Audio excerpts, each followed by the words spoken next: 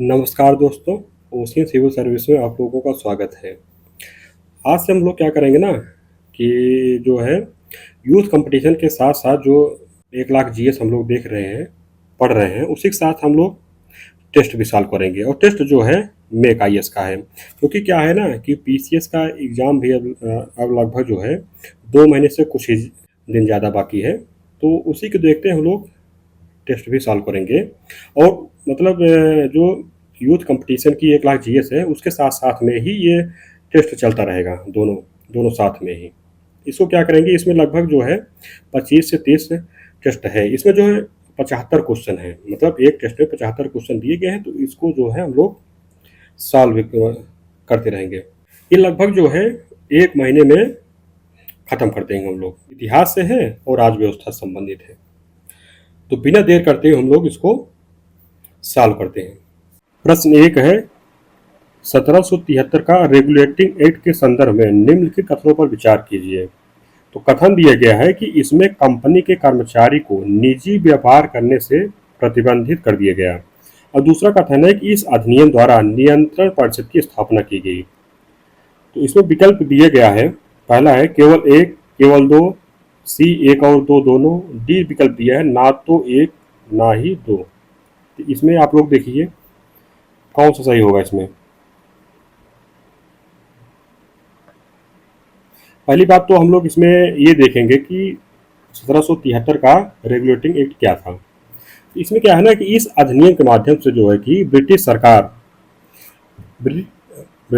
सरकार द्वारा east India company के कार्यों को जो है नियमित और नियंत्रित करने की लिए इसको पारित किया गया था। इसके माध्यम से जो बंगाल के गवर्नर थे वो उनको क्या किया गया कि बंगाल का गवर्नर जनरल बना दिया गया और उनको जो है परामर्श देने हेतु 4 सदस्यीय कितनी 4 सदस्यीय कार्यकारिणी परिषद का गठन किया गया, जिसमें 4 सदस्य थे। कौन कौन थे इसमें? जैसे फिलिप फ्रांसिस थे, क्लेवरिंग थे, मॉनसन थे, बारवेल थे। ये 4 लोग क्या करते थे, गवर्नर जनरल की सहायता करते थे और इसी जो है एक्ट के माध्यम से जो है कलकत्ता में एक सुप्रीम कोर्ट की स्थापना भी की गई थी और इसका जो क्षेत्र था, जो सुप्रीम कोर्ट था उसका जो क्षेत्र से बंगाल बिहार उड़ीसा तक था और इसके जो मुख्य न्यायाधीश थे एलजेएम पे थे। कौन? मुख्य न्यायाधीश सर एलजेएम पे थे।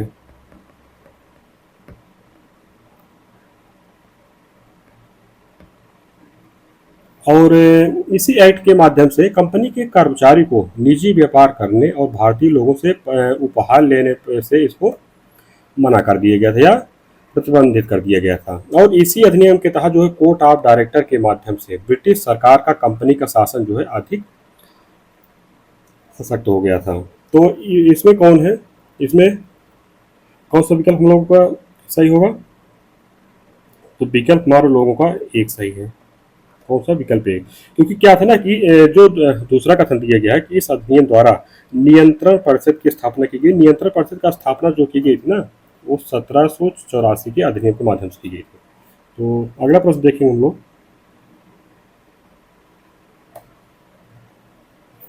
अगले प्रश्न दिया गया है कि पिट्स इंडिया एक्ट के संदर्भ में निम्नलिखित कथनों पर विचार कीजिए। तो कथन दिया गया है कि इसका नाम ब्रिटेन के तत्कालीन युवा प्रधानमंत्री विलियम पिट के नाम पर रखा गया था। तो दूसरा कथन है कि इसके तहत भारत में कंपनी के अधीन क्षेत्र को पहली बार ब्रिटिश आधिपत्य का क्षेत्र कहा गया। विकल्प दिया गया है केवल एक, केवल दो, एक और दो दोनों, ना तो एक ना ही दो। देखिए आप लोग कौन सा सही होगा इसमें।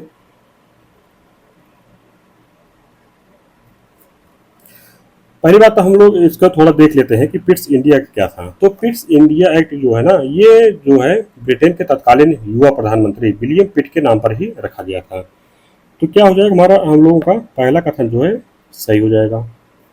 दूसरा जो दिया गया है कि इसके तहत भारत में कंपनी के अधीन क्षेत्र को पहली बार ब्रिटिश आधिपत्य का क्षेत्र कहा गया, ये भी सही है, कहा गया था। और इसमें क्या था कि इस अधिनियम द्वारा बोर्ड ऑफ कंट्रोल, जिसको नियंत्रण परिषद कहते हैं, की स्थापना की गई थी, जिसके माध्यम से ब्रिटिश सरकार जो है भारत में कंपनी के नागरिक, सैन्य और राजस्व कार्यों पर पूर्ण नियंत्रण रखती थी। ये हमारा क्या हो गया, दोनों कथन जो है सही हो गए। अगला प्रश्न देखते हैं। अगला प्रश्न दिए गए 1813 का चार्टर अधिनियम के संदर्भ में निम्नलिखित कथनों पर विचार कीजिए। कथन दिए गए, कंपनी की आय से भारतीयों की शिक्षा के लिए प्रतिवर्ष 1 लाख रुपए व्यय करने का प्रावधान किया गया। दूसरा कथन दिया गया कि इसके तहत सर्वप्रथम सिविल सेवकों के चयन हेतु खुली प्रतियोगिता का आयोजन प्रारंभ करने का प्रावधान किया गया था। विकल्प दिया गया है इसमें केवल एक, केवल दो, एक और दो, दोनों, ना तो एक ना ही दो। तो देखिए आप लोग इसमें से कौन सही होगा।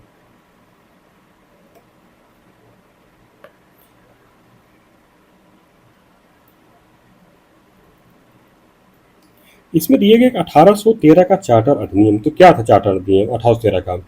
तो इसके माध्यम से क्या किया गया था कि कंपनी जो थी, कंपनी का भारतीय व्यापार पर जो एकाधिकार था ना, उसको समाप्त कर दिया गया था और सभी ब्रिटिश जो व्यापारी थे उनको भारत से व्यापार करने की छूट प्रदान की गई थी। और इसमें जो पहला कथन दिए गए है, कंपनी की आय से भारतीयों की शिक्षा के लिए प्रतिवर्ष 1 लाख रुपए व्यय करने का प्रावधान किया गया, ये तो सही है। तो पहला कथन तो सही है। दूसरा दिए गए कि इसके तहत सर्वप्रथम सिविल सेवकों के चयन हेतु खुली प्रतियोगिता का आयोजन प्रारंभ करने का प्रावधान किया गया था। सही गलत है? ये गलत है।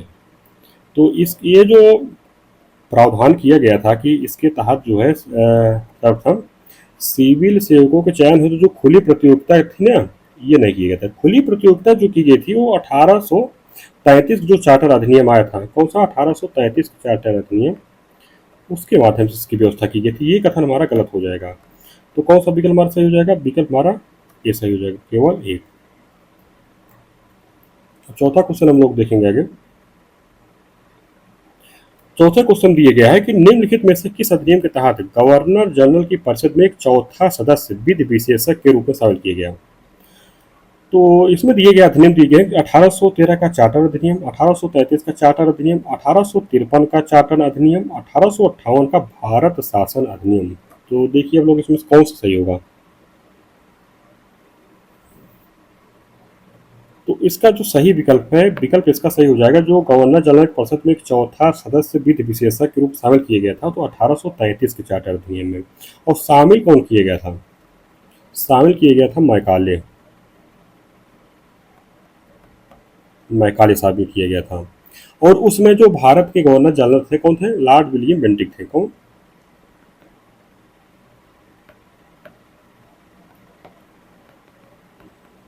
विलियम बेंटिक थे गवर्नर जनरल। विकल्प मान लो बी सही हो जाएगा। अगला देखते हैं प्रश्न। अगले प्रश्न दिए गए किस अधिनियम के तहत केंद्रीय स्तर पर संघीय लोक सेवा आयोग और प्रांतों में प्रांतीय लोक सेवा आयोग की स्थापना की गई? दिया गया है 1861 का भारत परिषद अधिनियम, भारतीय परिषद अधिनियम 1909, भारत शासन अधिनियम 1919, भारत शासन अधिनियम 1935। बताइए।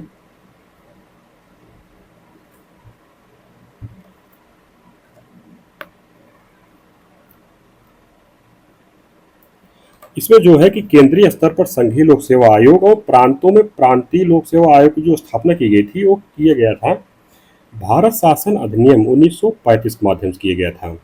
इसमें क्या किया गया था कि जो भारत शासन अधिनियम 1935, इसमें व्यवस्था की गई थी केंद्र में द्वय शासन की स्थापना की व्यवस्था की गई थी। और संघीय जो विषय दिए गए थे उनको दो भागों में बांटा गया था, एक संरक्षित एक और एक हस्तांतरित में बांटा गया था। और संरक्षित विषय का जो प्रशासन होता था ना, गवर्नर जनरल जो है खुद कुछ जो है उनके जो पार्षद होते थे उनकी सहायता से करता था, और जो संघीय व्यवस्था के प्रति उत्तरदायी नहीं थे। और हस्तांतरित विषयों का जो प्रशासन होता था, गवर्नर जनरल जो है वो मंत्रियों के माध्यम, जो भारत मंत्री होते थे उनके माध्यम से करता था। और क्या होते थे ना, ये लोग जो होते थे ये विधानमंडल के प्रति उत्तरदायी होते थे। और इसी अधिनियम के माध्यम से एक अखिल भारतीय संघ की स्थापना की गई थी। अखिल भारतीय संघ जो कि अस्तित्व में नहीं आया था, क्योंकि इसमें क्या था ना कि देशी रियासत जो है इसमें शामिल नहीं हुए थे। और प्रांतों में, इससे पहले जो प्रांत में द्वय शासन था उसको समाप्त कर दिया गया, और समाप्त कर देने के बाद जो है कि प्रांतीय स्वायत्तता को लागू किया गया था। और इसमें जो है ना कुछ प्रांतों में द्विसदनी व्यवस्था भी लागू की गई थी। उस समय जो है 11 प्रांत थे। कितने प्रांत थे? 11 प्रांत। और 11 प्रांत में से 6 प्रांत में द्विसदनी व्यवस्था की गई थी।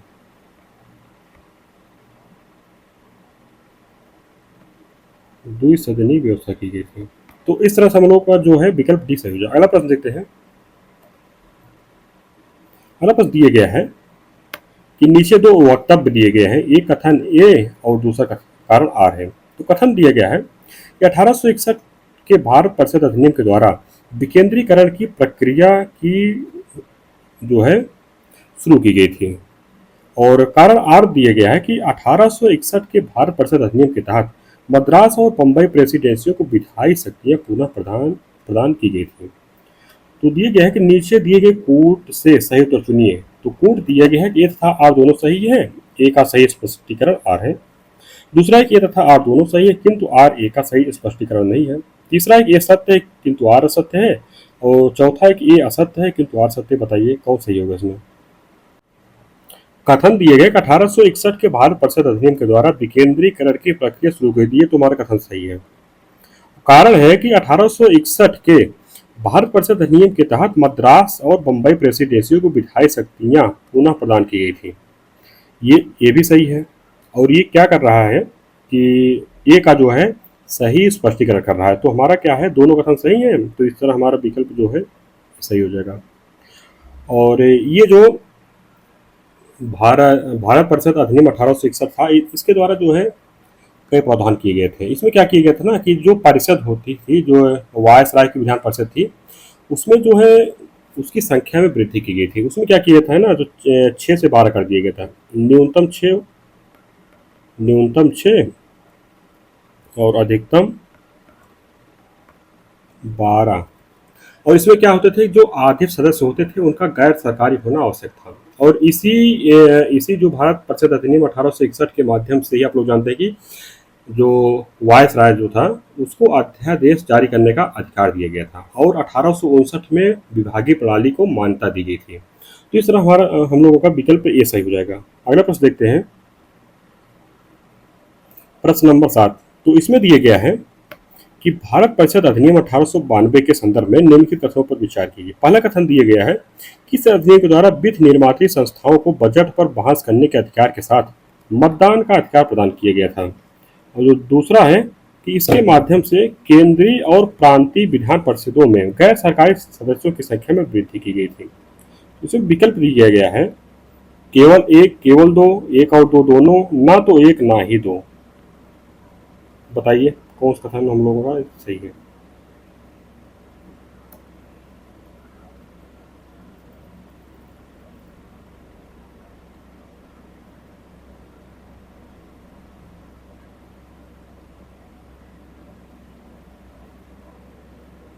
पहला कथन है कि इस अधिनियम के द्वारा विधि निर्मात्री संस्थाओं को बजट पर बहस करने का अधिकार के साथ मतदान का अधिकार दिया गया। ये हमारा लोगों का कथन ये जो है एक गलत हो जाएगा। क्योंकि क्या किया है ना कि बजट पर बहस करने का अधिकार तो दिए गए थे, तो सही है, लेकिन मतदान का अधिकार नहीं दिया गया था।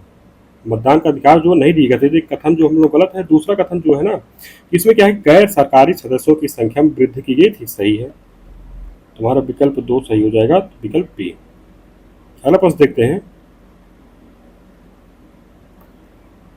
अगला पंक्ति एक मार्ले मिंटो सुधार के प्रमुख प्रावधानों के संदर्भ में निम्नलिखित कथनों पर विचार कीजिए। तो कथन दिए गए किसके तहत वायसराय की कार्यकारिणी में एक भारतीय सदस्य की नियुक्ति करने का प्रावधान किया गया।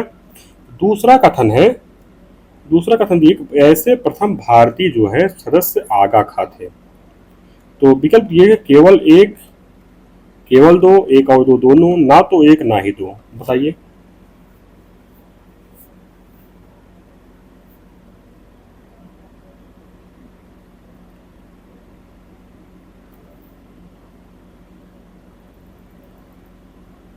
तो इसमें क्या है ना, जो पहला कथन दिया गया है कि इसके तहत जो है वायसराय की कार्यकारिणी में एक भारतीय सदस्य की नियुक्ति करने का प्रावधान की, ये तो सही है। और नियुक्ति भी होती है, लेकिन नियुक्ति किसकी हुई थी? नियुक्ति जो हुई थी आगा खाक नहीं हुई थी। आगा खाक नियुक्ति, ये कथन हमारे लोगों का गलत है। तो नियुक्ति किसकी हुई थी? सत्येंद्र सिन्हा थे। कौन थे?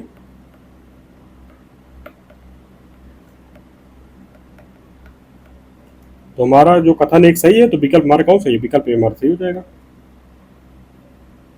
और इसी जो पार्लियामेंटो सुधार के माध्यम से आप लोग जानते हैं कि क्या किया था, पहली बार पृथक निर्वाचन की व्यवस्था भी की गई थी।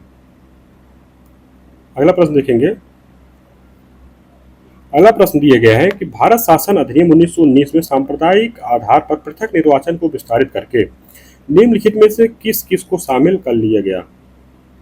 इसमें दिया गया है पहले ईसाई, आंग्ल भारतीय, दलित। विकल्प है केवल एक और तीन, केवल दो और तीन, एक दो तीन, केवल एक और दो। बताइए कौन सा है इसमें?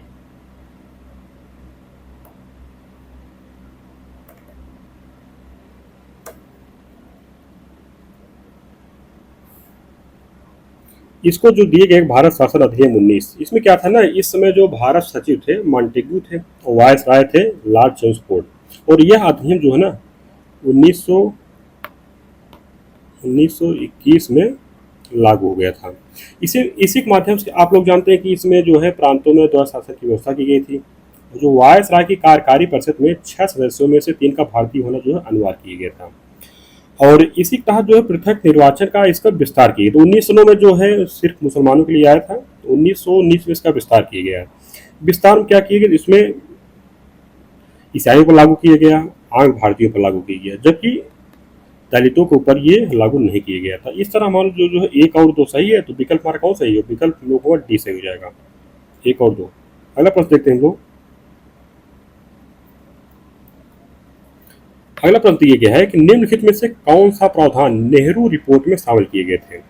दिए गए हैं मौलिक अधिकार, अल्पसंख्यकों के अधिकार, डोमिनियन स्टेट्स की समाप्ति। विकल्प ये केवल एक, केवल दो और तीन, केवल तीन, केवल एक और दो। बताइए।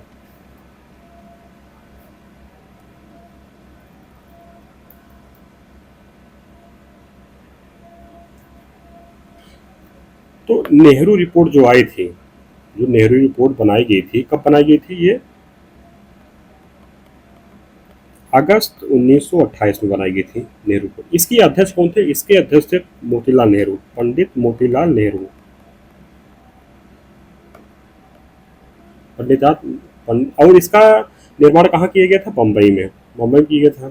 और इसके अंतर्गत जो है ब्रिटिश भारत का पहला लिखित संविधान बनाया गया था। ये जो है इसका जो है लिखित रूप में था ये, जिसमें मौलिक अधिकारों और अल्पसंख्यकों के अधिकारों तथा अखिल भारतीय संघ एवं डोमिनियन स्टेट के प्रावधान किए गए थे। समाप्ति नहीं की गई थी, डोमिनियन स्टेट की जो है मांग की गई थी।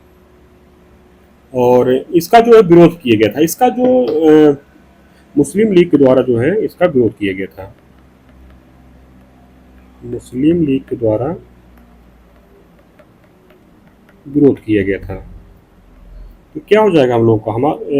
ये एक भी सही है और दो भी सही है, और डोमिनियन स्टेट की समाप्ति नहीं हुई थी, तो ये हमारा गलत हो जाएगा।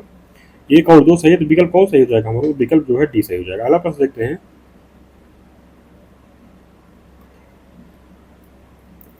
अगला प्रश्न दिए कि निम्नलिखित में से कौन सा से तथ्य भारत के संविधान को विस्तृत बनाने के कारणों में सम्मिलित है? दिया गया है कि भारत का विस्तार और विविधता, संविधान सभा में कानून विशेषज्ञों का प्रभुत्व, भारत का द्वितीय विश्व युद्ध में सम्मिलित होना, संविधान के विस्तृत रूप में प्रशासनिक प्रावधानों का सम्मिलित होना। विकल्प है केवल दो और तीन, केवल एक दो तीन, एक दो चार, एक दो तीन चार। बताइए।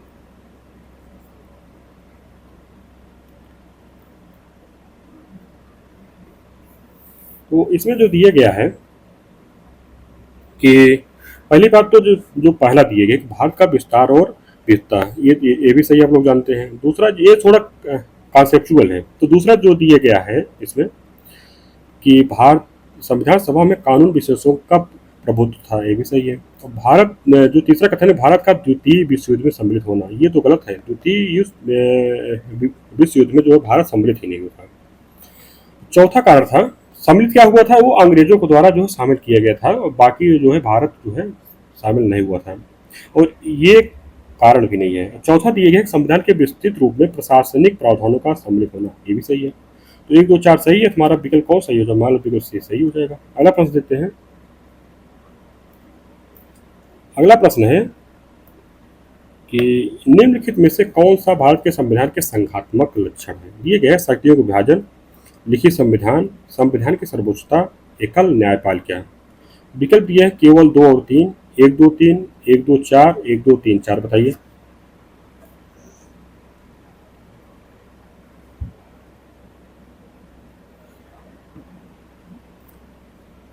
इसमें जो संघात्मक लक्षण होते हैं किसी भी सरकार के, वो जो लक्षण होते हैं उसमें होता है जैसे 2 सरकारें होती हैं, एक संघ के स्तर पर होती है, एक राज्य के स्तर पर होती है, और शक्तियों का विभाजन भी होता है, ये तुम्हारा सही है। लिखित संविधान भी होता है, संविधान की सर्वोच्चता भी होती है, एकल न्यायपालिका नहीं होती है। एकल न्यायपालिका जो है ना, ये संघात्मक नहीं है, एकात्मक सरकार के लक्षण होते हैं, ये हमारा नहीं होगा। 1 2 3 हमारा सही है, तो विकल्प हमारा कौन सही हो जाएगा? विकल्प हमारा बी सही हो जाएगा। और भी लक्षण होते हैं जैसे संविधान की कठोरता होती है। संविधान की कठोरता इसलिए माना गया है क्योंकि ऐसा नहीं है कि सरकार जब चाहे किसी संविधान को अपने मन से बदल दे, यानी कि उसको बदलने के लिए उसके जैसे कई प्रावधान किए जाते हैं, तो संविधान कठोर होता है। इस बार हमारा विकल्प बी सही हो जाएगा। अगला प्रश्न देखते हैं। अगला प्रश्न दिए किए गया कि निम्नलिखित में से कौन सा भारत के संविधान के एकात्मक लक्षण है? दिए गया एकल नागरिकता, संविधान का लचीलापन, अखिल भारतीय सेवाएं, केंद्र द्वारा राज्यपाल की नियुक्ति। विकल्प दिए गए केवल 2 और 3, 1 2 3, 1 2 4, 1 2 3 4। बताइए।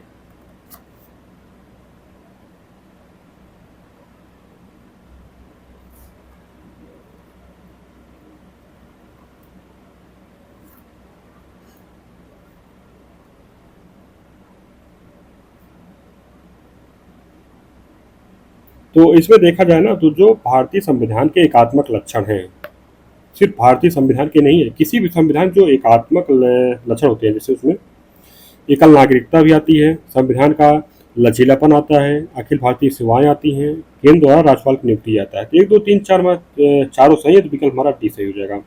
देखिए, इसमें एकल नागरिकता तो आप लोग जानते ही हैं। संविधान का लचीलापन के मतलब होता है कि अगर एकात्मक लक्षण होता है, यानी कि जो है ज़्यादातर प्रावधान जो हैं वो संघ सरकार के द्वारा ही चलाए जाते हैं। तो अगर संविधान अगर से संविधान के जो प्रावधान हैं उसमें अगर लचीलापन रहता है, तो जो संघ की सरकार होती है अपने मन से उसको बदलती रहती है। तो संविधान का लचीलापन जो है ना, ये संविधान के एकात्मकता का ही लक्षण है। और अखिल भारतीय सेवाएं हैं, केंद्र द्वारा राज्यपाल की नियुक्ति भी है।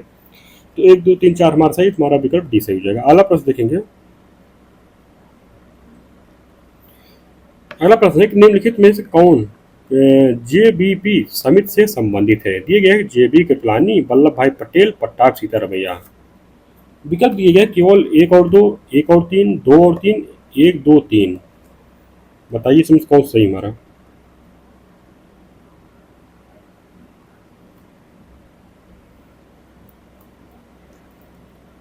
अब इसमें जो समिति दी गई है जेबीपी समिति, ये जेबीपी समिति इसका गठन कब हुआ था? इसका गठन हुआ था दिसंबर 1948 में।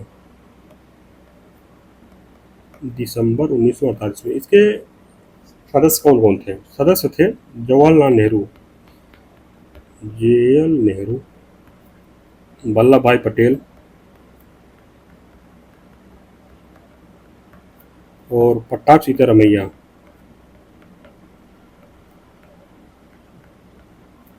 पट्टाभ सीतारमैया थे। इसमें फिर ये हो जाएगा, जैसे कौन कौन थे इसमें? इसमें जो है जेबी कृपलानी नहीं थे, वल्लभ भाई पटेल थे, पट्टाभ सीतारमैया थे, जेएल नेहरू थे। तो 2 और 3 हमारा सही हो जाएगा। तो विकल्प कौन सही है? विकल्प हमारा सी सही हो जाएगा, केवल 2 3। अगला प्रश्न देखेंगे।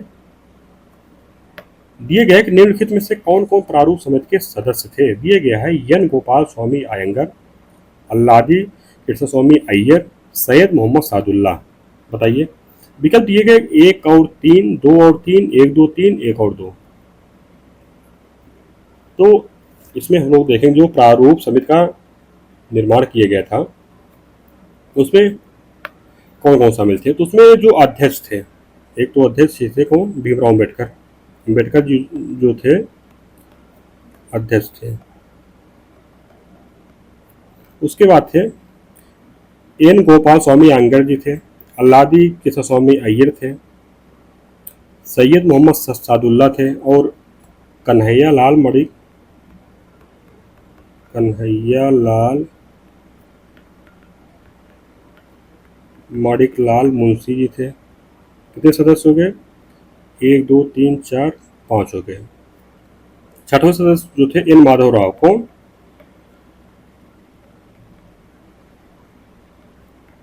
एन माधव राव थे और डीपी खेतान थे। ये हो गए 7 सदस्य हो गए। तो इसमें जो है तीनों थे, तो तीनों तो अगर होंगे तो हमारा विकल्प सी सही हो जाएगा। अगला प्रश्न देख रहे हैं। अगला प्रश्न दिए गए नीचे 2 वक्तव्य दिए गए हैं, एक कथन ए और दूसरा कथन कारण आर है। तो कथन दिए गए 26 जनवरी 1950 को भारत का संविधान लागू किया गया था और कारण दिया गया है कांग्रेस द्वारा 1930 में 26 जनवरी को स्वतंत्रता दिवस के रूप में मनाया गया था। तो जो इसमें दिए गए कि नीचे दिए गए कोड से सही उत्तर चुनिए। पहला है कि ए तथा आर दोनों सही हैं और ए का सही स्पष्टीकरण आर है। दूसरा है कि ए तथा आर दोनों सही हैं किंतु आर ए का सही स्पष्टीकरण नहीं है। सी दिए गए ए सत्य है किंतु आर असत्य है। डी दिए गए कि ए असत्य है किंतु आर सत्य। बताइए इसमें से कौन सा सत्य है?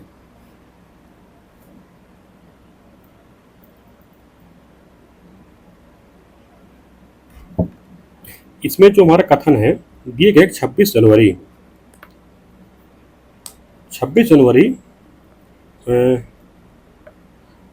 1950 को भारत का संविधान लागू किया गया था, ये तो सही है। और कांग्रेस द्वारा जो 1930 में 26 जनवरी को स्वतंत्रता दिवस के रूप में मनाया गया था, ये एक अधिवेशन था 1930 में। कौन सा अधिवेशन था? लाहौर अधिवेशन। इसकी अध्यक्षता कौन किया था? इसकी अध्यक्षता किए थे JL नेहरू। तो कथन भी सही है और कारण भी सही है।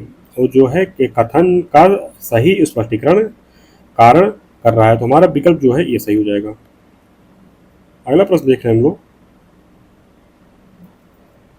दिए गए कि निम्नलिखित किस समिति की अध्यक्षता डॉक्टर राजेंद्र प्रसाद द्वारा की गई? दिए गया है कि प्रक्रिया विषयक नियमों संबंधी समिति, वित्त एवं स्टाफ समिति, प्रत्यय पत्र संबंधी समिति। विकल्प दिए गए केवल 1 और 2, 1 और 3, 2 और 3, 1 2 3। बताइए कौन सही है इसमें?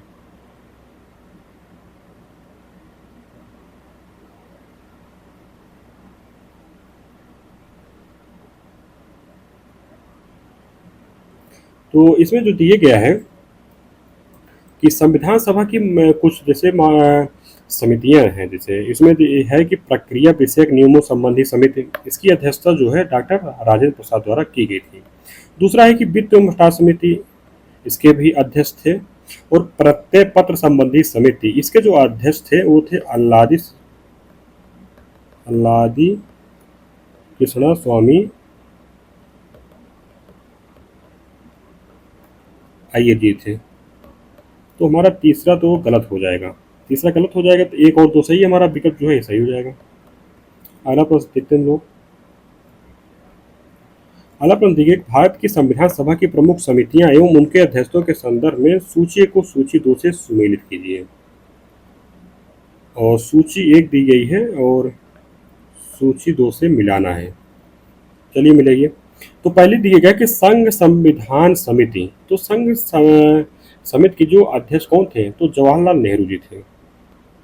प्रांतीय संविधान समिति, प्रांतीय संविधान समिति के अध्यक्ष जो थे वल्लभ भाई पटेल जी थे। संचालन समिति के अध्यक्ष डॉक्टर राजेंद्र प्रसाद जी थे। झंडा समिति के अध्यक्ष जो थे JB कृपलानी जी थे। तो हमारा जो है आमने सामने सुमिलित हो गया, तो विकल्प हमारा लग रहा है कि 1 2 3 4, 1 2 3 4 ये विकल्प हमारा सही हो जाएगा। अगला प्रश्न देखेंगे। दिए गया है कि निम्नलिखित में कौन से प्रावधान भारत ने ब्रिटेन से ग्रहण किए हैं? दिए गया है वित्त का शासन, एकल नागरिकता, विधि निर्माण प्रक्रिया। विकल्प दिए कि 1 और 2, 1 और 3, 2 और 3, 1 2 और 3। तो बताइए।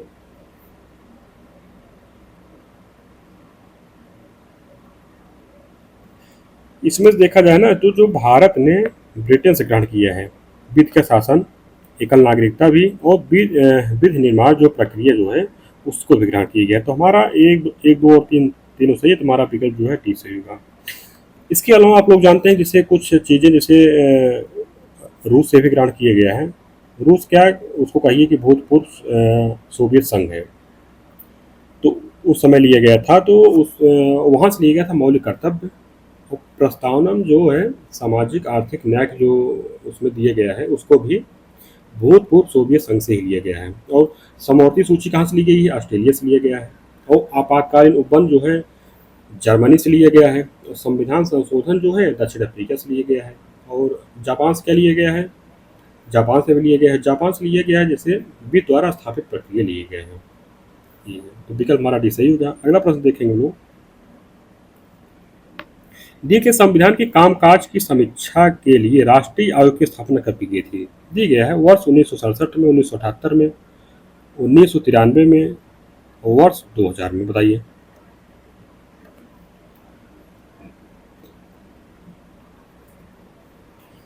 इसमें है कि ये जो संविधान के कामकाज की समीक्षा के लिए राष्ट्रीय आयोग की स्थापना जो की गई थी ना, ये अटल बिहारी वाजपेयी द्वारा की गई थी। कब की गई थी? ये सन 2000 में की गई थी। तो विकल्प हमारा क्या हो जाएगा? हमारा विकल्प जो है डी सही हो जाएगा। अगला प्रश्न देखेंगे।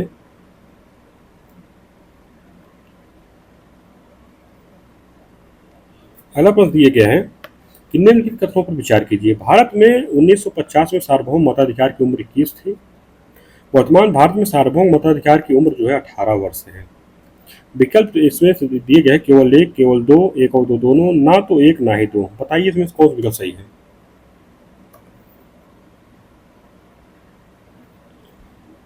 इसमें से क्या है ना कि जो पहला कथन दिया गया भारत में 1950 में सार्वभौम मताधिकार की उम्र 21 थी, सही है। वर्तमान में भारत में सार्वभौम मताधिकार की उम्र 18 वर्ष है, ये भी सही है। तो दोनों कथन हमारे सही है, तो विकल्प हमारा सी सही हो जाएगा। लेकिन ये व्यवस्था कब आई? ये व्यवस्था हुई थी जब 61वें संविधान संशोधन किए गए थे। क्या 61वें कॉन्स्टिट्यूशनल अमेंडमेंट किया गया था? उसमें क्या किया गया था? 21 वर्ष से घटाकर जो मतदान की उम्र थी 21 वर्ष से घटाकर जो है 18 वर्ष कर दी गई। तो इसमें क्या हो जाएगा हमारा विकल्प सी। और कौन से अनुच्छेद में संशोधन किया गया था? अनुच्छेद 326। विकल्प हमारा सी से हो जाएगा। अगला प्रश्न है, प्रश्न दिए गए 22।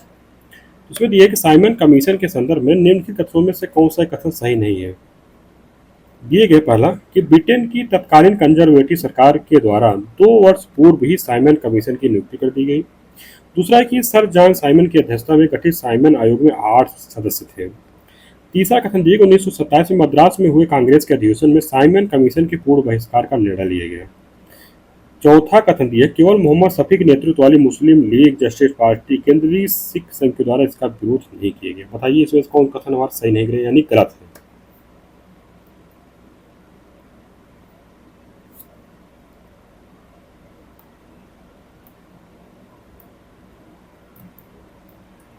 तो इसमें देखा जाए ना, जो पहला कथन दिया गया है ब्रिटेन की तत्कालीन कंजर्वेटिव सरकार के द्वारा 2 वर्ष पूर्व ही जो है साइमन कमीशन की नियुक्ति कर दी गई थी। इसका समय था 1929 होना था, लेकिन 1927 में ही कर दी, क्योंकि भारत शासन अधिनियम जो आया था 1919 में आया था, उसकी 10 वर्ष बाद जो है समीक्षा होनी थी। और जो है साइमन कमीशन का गठन जो है 1929 में होना था, 2 वर्ष पहले 1927 में इसका गठन कर दिया गया। तो कथन हमारा पहला सही है। दूसरा कि सर जॉन साइमन की अध्यक्षता में गठित साइमन आयोग के 8 सदस्य थे, गलत है। 8 सदस्य नहीं थे। कितने सदस्य थे? 7 सदस्य थे। ठीक, कथन हमारा गलत हो गया। दूसरा है कि 1927 को मद्रास में कांग्रेस के अधिवेशन में साइमन कमीशन के पूर्ण बहिष्कार का निर्णय लिया गया, सही है, पूरी तरह सही है। चौथा, केवल मोहम्मद शफी के नेतृत्व वाली मुस्लिम लीग जस्टिस पार्टी केंद्रीय सिख संघ के द्वारा इसका विरोध नहीं किया गया, सही है, इसका विरोध नहीं किया गया था, बल्कि इसका स्वागत किया गया था। तो हमारा कौन सा कथन गलत है? बी। तो हमारा जो है विकल्प जो है बी सही हो जाएगा। अगला प्रश्न देखेंगे। दिए गए भारत सरकार अधिनियम 1919 के अंतर्गत प्रांतीय सरकार के कार्य आरक्षित और अंतरित विषयों में बांटे गए थे। निम्नलिखित में से कौन अंतरित विषयों में शामिल किए गए थे? दिए गया है भू राजस्व, खनिज संसाधन, कानून और व्यवस्था, स्थानीय स्थानीय प्रशासन, कृषि। विकल्प दिए गया है केवल 2 और 5, 3, 4, 5, 2, 4, 5, 4 और 5। बताइए इसमें से कौन कौन से विषय जो है अंतरित किए गए थे।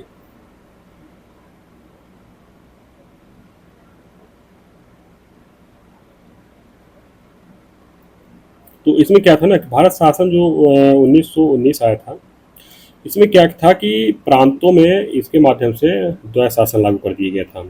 इसका इसका क्या मतलब होता है कि द्वैत शासन लागू कर दिया गया? तो इसका जो मतलब होता है यानी जो अर्थ होता है कि प्रांतीय विषयों को इस अधिनियम के माध्यम से हस्तांतरित और आरक्षित जो है 2 विषयों में विभाजित कर दिया गया था। और हस्तांतरित विषयों का प्रशासन जो है प्रांतीय गवर्नर और उसकी कार्यकारिणी के सदस्यों के माध्यम से चलाया जाता था, जबकि आरक्षित विषयों का जो प्रशासन है प्रांतीय गवर्नर और उसकी कार्यकारी परिषद के सदस्यों में से कुछ चुने हुए मंत्री लोग जो हैं उनके माध्यम से चलता था ये शासन जो है।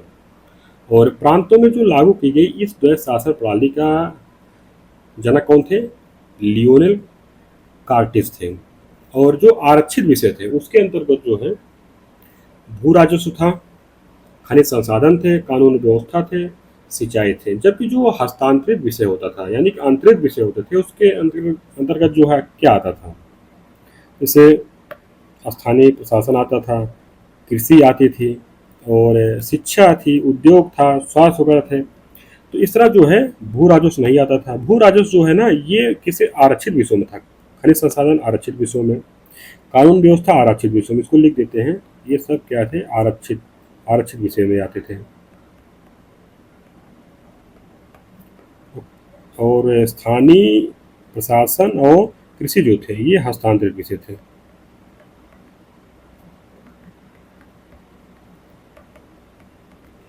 तो 4 और 5 सही है हमारा। तो 4 और 5 कौन से विकल्प है? विकल्प डी में सही, विकल्प डी सही हो जाएगा। अगला प्रश्न देते हैं।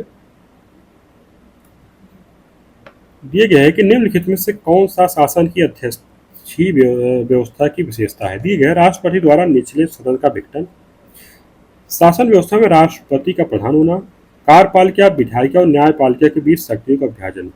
विकल्प दिए गए हैं कि 1, 2 और 3, 2 और 3, 1 और 3, 1 और 2। बताइए।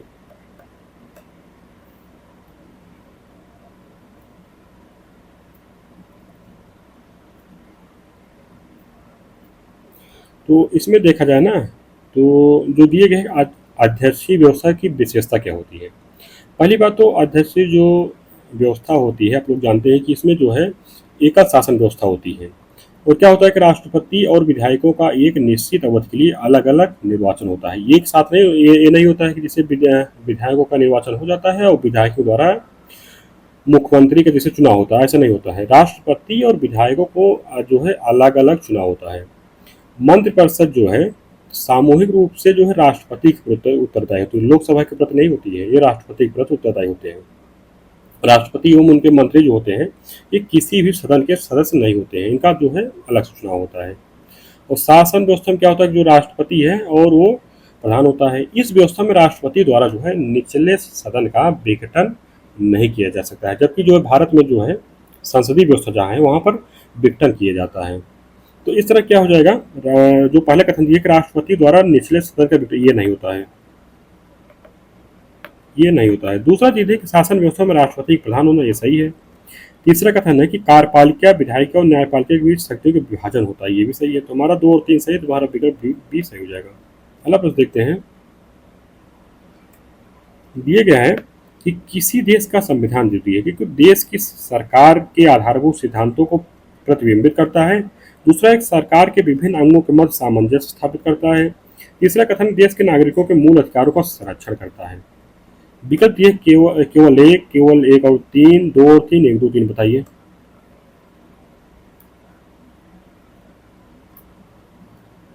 तो जो है जो प्रश्न है कि किसी देश का संविधान का उद्देश्य क्या होता है? उद्देश्य जो होता है कि देश की सरकार के आधारभूत सिद्धांतों को प्रतिबिंबित करता है, ये तुम्हारा सही है। दूसरा एक सरकार के विभिन्न अंगों के मध्य सामंजस्य स्थापित करता है, ये भी सही है। देश के नागरिकों के मूल अधिकारों को संरक्षण करता है, ये भी सही है, तो आप लोग जानते ही हैं। और उसमें क्या है ना कि जैसे भारत में भी एक विस्तृत एवं लिखित संविधान अपनाया गया है जो देश की सरकार के जो है आधारभूत जो सिद्धांत होते हैं, जो उद्देश्य होते हैं, यानी कि हमारा लक्ष्य क्या है वो उसको जो है प्रतिबिंबित करता है, और जो है संविधान जो है नागरिकों के जो मूल अधिकार है ना उसका संरक्षण भी करता है। तो विकल्प हमारा डी सही हो जाएगा। 1 और 2 3। अगला प्रश्न देखते हैं हम लोग।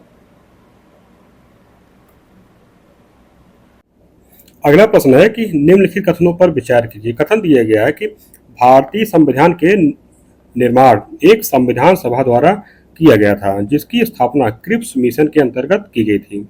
दूसरा कथन दिया गया है कि संविधान सभा की पहली बैठक से ही इसके अस्थायी अध्यक्ष की नियुक्ति की गई थी। विकल्प दिया गया है केवल एक, केवल दो, एक और दो, दोनों, ना तो एक ना ही दो। तो देखिए इसमें से हम लोग कौन सही है इसमें। तो इसमें अगर देखा जाए तो पहला कथन दिया गया है भारतीय संविधान के निर्माण एक संविधान सभा द्वारा किया गया था, ये तो सही है। तो जिसकी स्थापना क्रिप्स मिशन के अंतर्गत की गई थी, दोनों सही है। तो हमारा जो है पहला कथन तो सही हो जाएगा।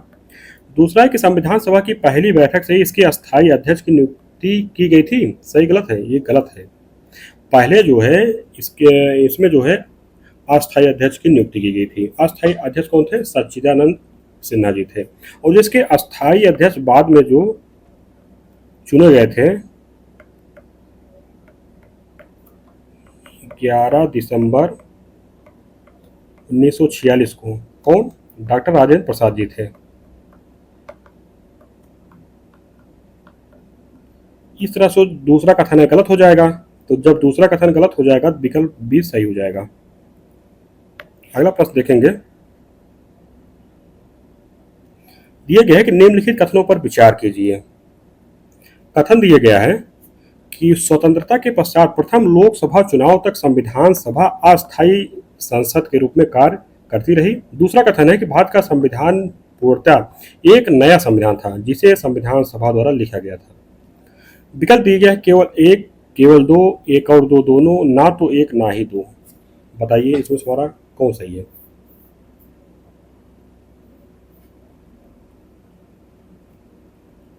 तो इसमें देखा जाए ना तो क्या था कि स्वतंत्रता के पश्चात जो है प्रथम लोकसभा चुनाव तक संविधान सभा अस्थायी संसद के रूप में कार्य करती रही। ये पहला कथन तो है सही है, हमारा पहला कथन जो है सही है। दूसरा, एक भारत का संविधान पूर्णतः एक नया संविधान था, ये नया संविधान नहीं था। इसमें क्या था ना कि भारतीय संविधान जो है ये कोई जैसे नया नहीं था या फिर नया दस्तावेज नहीं था।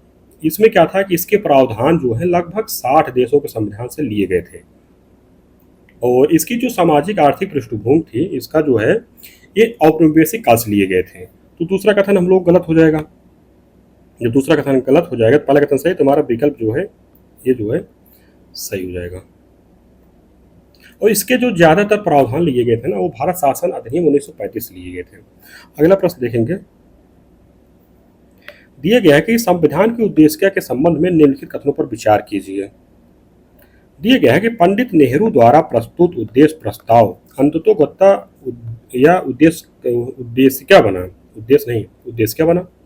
दूसरा है कि इसकी प्रकृति जो है न्याय योग्य नहीं है। तीसरा कथन है कि उद्देशिका में संशोधन नहीं किया जा सकता है। चौथा दिया गया कि संविधान के विशिष्ट प्रावधानों को यह रद्द नहीं कर सकता है। विकल्प दिया गया है केवल एक और दो, केवल एक, दो और तीन, केवल एक, दो और चार, केवल दो, तीन और चार। बताइए इसमें से कौन सही है।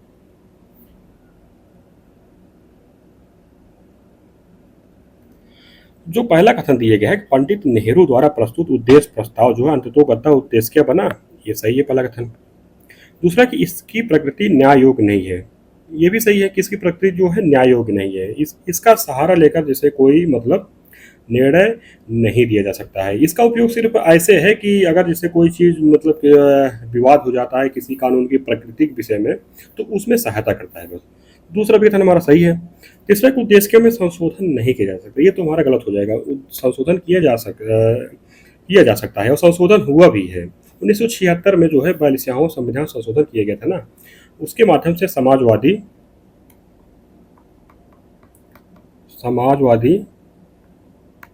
पंथ निरपेक्ष और अखंडता शब्द जो है जोड़ा गया था। तो तीसरा कथन गलत हो जाएगा।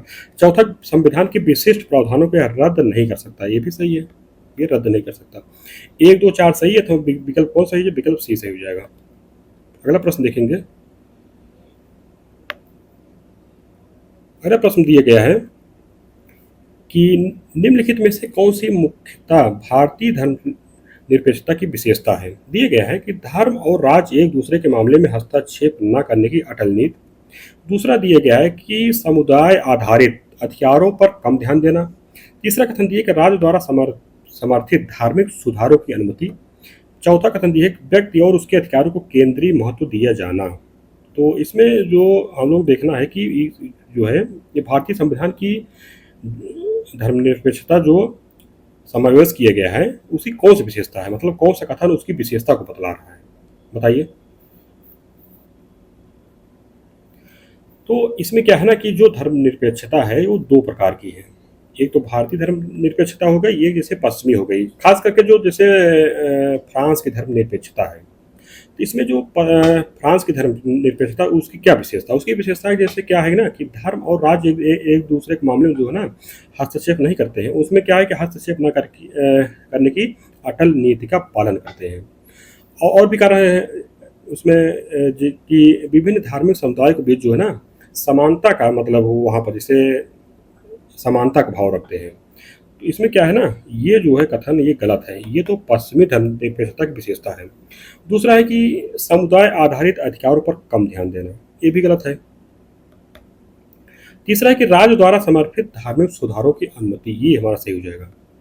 ये विशेषता जो है पश्चिमी धर्मनिरपेक्षता की नहीं है, वहाँ पर धार्मिक सुधार की जो है अनुमति नहीं दी जाती है।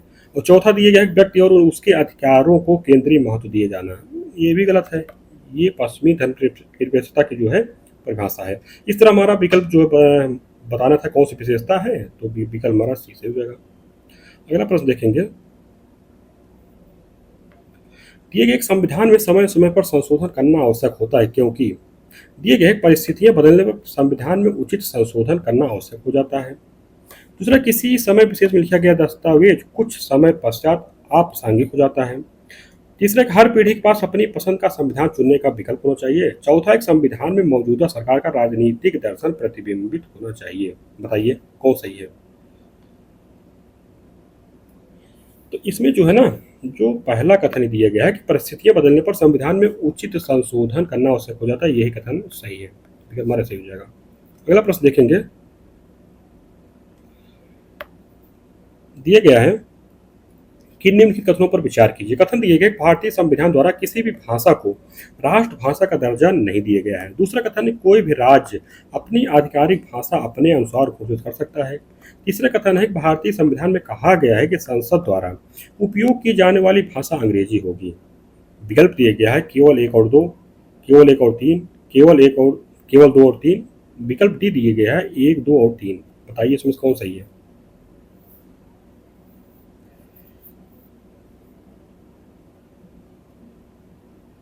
तो इसमें जो दिया गया है पहला कथन कि भारतीय संविधान द्वारा किसी भी भाषा को राष्ट्रभाषा का दर्जा नहीं दिया गया है, ये कथन हमारा सही है। राष्ट्रभाषा का दर्जा नहीं दिया गया, राजभाषा दिया गया। राजभाषा जो है मतलब हिंदी को स्वीकार किया गया है। राष्ट्रभाषा मतलब ये होती है कि राष्ट्र की बोलचाल की भाषा होती है, मतलब वो राष्ट्र में जैसे राष्ट्र जितने भी राज्य हैं उसी भाषा को मतलब अगर स्वीकार करते हैं तो उसको राष्ट्रभाषा का दर्जा दिया जाता है। और राजभाषा होती है जो मतलब जैसे राजकीय कार्य में जो सरकारी कार्य में जो मतलब उपयोग होती है उसको राजभाषा कहा जाता है। तो राजभाषा जो हिंदी है राष्ट्रभाषा नहीं स्वीकार किया गया है क्योंकि राष्ट्रभाषा के संबंध में सभी राज्य एकमत है ही नहीं, तो इसीलिए राष्ट्रभाषा मतलब किसी भाषा को नहीं दिया गया है। तो कथन एक हमारा सही हो जाएगा। दूसरा, ये कोई भी राज्य अपनी आधिकारिक भाषा अपने अनुसार घोषित कर सकता है, ये भी कथन हमारा सही है, दूसरा सही है। तीसरा, भारतीय संविधान में कहा गया है कि संसद द्वारा उपयोग की जाने वाली भाषा अंग्रेजी होगी, ये भी सही है। तो तीनों कथन हमारा सही है, तो हमारा विकल्प डी सही हो जाएगा। इसमें क्या है ना जो भाषा संबंधी प्रावधान दिया गया है अनुच्छेद 343 में, और इसमें कहा भी गया है कि संघ की आधिकारिक भाषा जो होगी देवनागरी लिपि में लिखी गई हिंदी भाषा होगी, और अंग्रेजी जो है भारत की ये मतलब ये कोई जैसे भाषा नहीं है, ये सिर्फ गौड़ या सहायक भाषा के रूप में स्वीकार की गई है। तो भारतीय संविधान के अनुच्छेद 343 से 351 तक इसमें क्या है कि भाषा का उल्लेख किया गया है, और भारतीय संविधान के अनुच्छेद 343 3 में कहा गया है कि संसद द्वारा उपयोग की जाने वाली भाषा जो है अंग्रेजी होगी। कौन किसके द्वारा? संसद के द्वारा। तो विकल्प हमारा डी सही होगा। अगला प्रश्न देखते हैं। अगला प्रश्न दिया गया है कि सूची एक को सूची दो से सुमेल कीजिए। तो सूची एक दिया गया अधिनियम दिया गया, सूची दो दिया गया है उसका जो है वर्ष दिया गया है कब वो पारित किया गया था। तो इसमें दिया गया है कि न्यूनतम मजदूरी अधिनियम, दूसरा है कि अनुबंध श्रम विनियम और उन्मूलन अधिनियम, तीसरा है कि बंधुआ मजदूरी प्रणाली उन्मूलन अधिनियम, चौथा है कि बाल श्रम निषेध और विनियमन अधिनियम। तो इसको सुमेल करिए।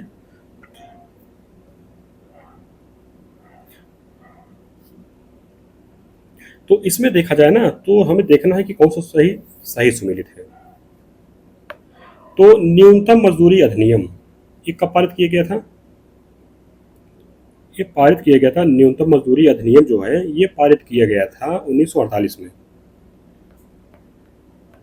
1948 में। तो क्या है ये सुमेलित नहीं है। न्यूनतम मजदूरी अधिनियम जो है ये 1948 में पारित किया। और अनुबंध श्रम विनियमन और उन्मूलन अधिनियम ये कब पारित कर दिया गया था? ये पारित हुआ था 1970 में। तीसरा ये भी नहीं सुमेलित है।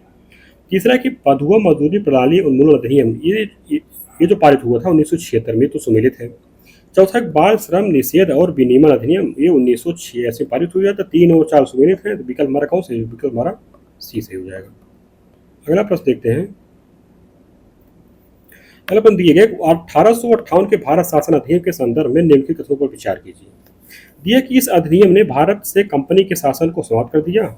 इसके तहत भारत में द्वैध शासन समाप्त हो गया। तीसरा कि इस अधिनियम ने भारत के गवर्नर जनरल का नाम वायसराय कर दिया गया तथा उसे भारत सचिव की आज्ञा के अनुसार कार्य करने के लिए बात किया गया। विकल्प दिया गया है केवल 1 और 2, 1 और 3, 2 और 3, 1, 2 और 3। बताइए इसमें जो है कौन सा कथन सही है?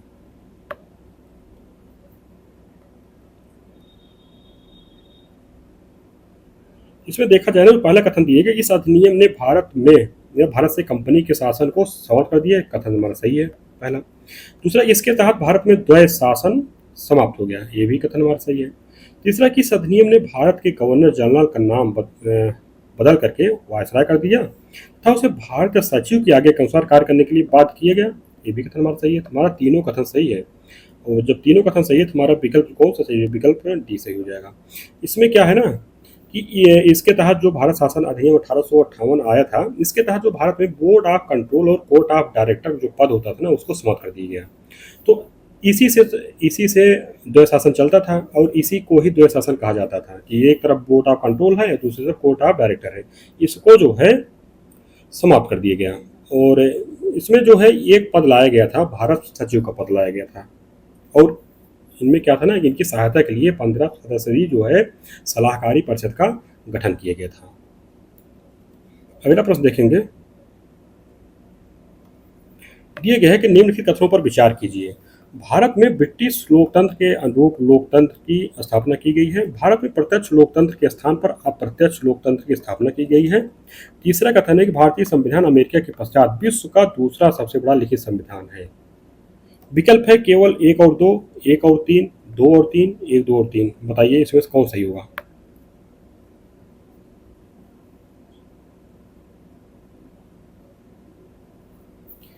तो देखा जाए जो पहला कथन दिया गया है कि भारत में ब्रिटिश लोकतंत्र के अनुरूप लोकतंत्र की स्थापना की गई है, सही है। ये तो हमारा सही है पहला कथन।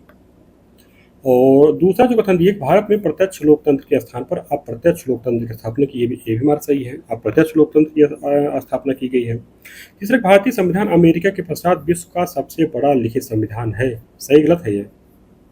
तो इसमें देखना ये कथन हमारा गलत है क्योंकि अमेरिका के पश्चात नहीं है। भारतीय संविधान जो है विश्व का सबसे बड़ा लिखित संविधान है। संविधान के जो इसका मूल प्रारूप था उसमें क्या थे? 22 भाग थे, 395 अनुच्छेद जो कि अब भी हैं। बस इसमें 1, 2, 3 करके जो परिशिष्ट होते हैं उसको जोड़ दिए गए। बाकी अनुच्छेद 395 ही है। अनुसूची कितनी थी? 8 अनुसूची थी मूल संविधान में। इस तरह हमारा जो है विकल्प 1 और 2 मतलब 1 और 2 कथन सही, विकल्प हमारा ये सही हो जाएगा। अगला प्रश्न देखते हैं। दिए गया है कि निम्नलिखित में से कौन प्रारूप समिति का सदस्य था? दिए गए हैं doctor K M. Munshi, Syed Mohammad Saadulla, N Madhavrao, T T. Krishnacharya. विकल्प दिए गए केवल 1 और 2, 2 और 3, 1, 2 और 3, 1, 2, 3 और 4। बताइए इसमें कौन सही होगा?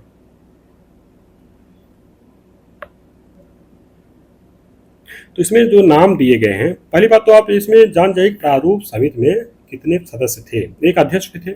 अध्यक्ष कौन थे? अम्बेडकर जी थे, आप लोग जानते ही हैं, डॉक्टर भीमराव अम्बेडकर जी थे। ये तो पहले थे, ये तो अध्यक्ष थे। उसके बाद इसमें और भी लोग थे, जैसे के एम मुंशी थे, सैयद मोहम्मद साजुल्ला जी थे, एन माधवराव जी थे, टी टी कृष्णाचार्य थे। कितने लोग हो गए इनमें? 5 लोग हो गए। छठवें कौन थे? इसमें एक लोग थे, गोपाल स्वामी अयंगर थे। कौन? गोपाल स्वामी अयंगर जी थे। और एक लोग कौन थे? एक लोग थे इसमें अल्लादी कृष्णा स्वामी अय्यर जी थे। 7 लोग हो गए इसमें। तो इसमें जो चारों नाम दिए गए थे, ये लोग प्रारूप समिति के सदस्य थे। तो इस तरह हमारा विकल्प कौन सा है? हमारा विकल्प डी सही हो जाएगा। अगला प्रश्न देखते हैं। दिए गया है कि निम्नलिखित में से कौन कैबिनेट मिशन का सदस्य थे? दिए गए हैं Sir Stafford Cripps, A V Alexander, Pethick Lawrence, Clement Attlee. विकल्प दिए गए केवल 1, 2 और 3, 2, 3, 4, 1, 3, 4, 1, 2, 3, 4। बताइए इसमें से कौन से थे? इसमें देखा जाए ना तो जो कैबिनेट मिशन था, ये 1946 को भारत आया था, 1946 को। और इसमें कितने सदस्य थे? 3 थे। कौन कौन थे? पहले तो यही हो गए, सर स्टेफोर्ड क्रिप्स थे, एबी अलेक्जेंडर थे और पैथिक लॉरेंस थे। क्लीमेंट एटली नहीं थे। क्लीमेंट एटली क्या थे ना, ये तत्कालीन जो है ब्रिटिश प्रधानमंत्री थे। तो 1, 2, 3 है। तुम्हारा विकल्प कौन सही? जो हमारा विकल्प सही हो जाएगा। अगला प्रश्न देखते हैं। अगला प्रश्न दिया गया है कि निम्नलिखित कथनों पर विचार कीजिए। दिया गया है कि पहला, प्रांतों में द्वैध शासन की शुरुआत। दूसरा कथन है कि एक अखिल भारतीय संघीय व्यवस्था। तीसरा कि एक संघीय न्यायालय एवं रिजर्व बैंक ऑफ इंडिया की स्थापना। चौथा, 1858 में स्थापित भारत परिषद की समाप्ति। तो इसमें है कि उपयुक्त में से कौन सा प्रावधान भारत शासन अधिनियम 1935 द्वारा किए गए थे? विकल्प दिए गए केवल 2 और 3, 3, 4, 1, 3, 4, 2, 3, 4। बताइए।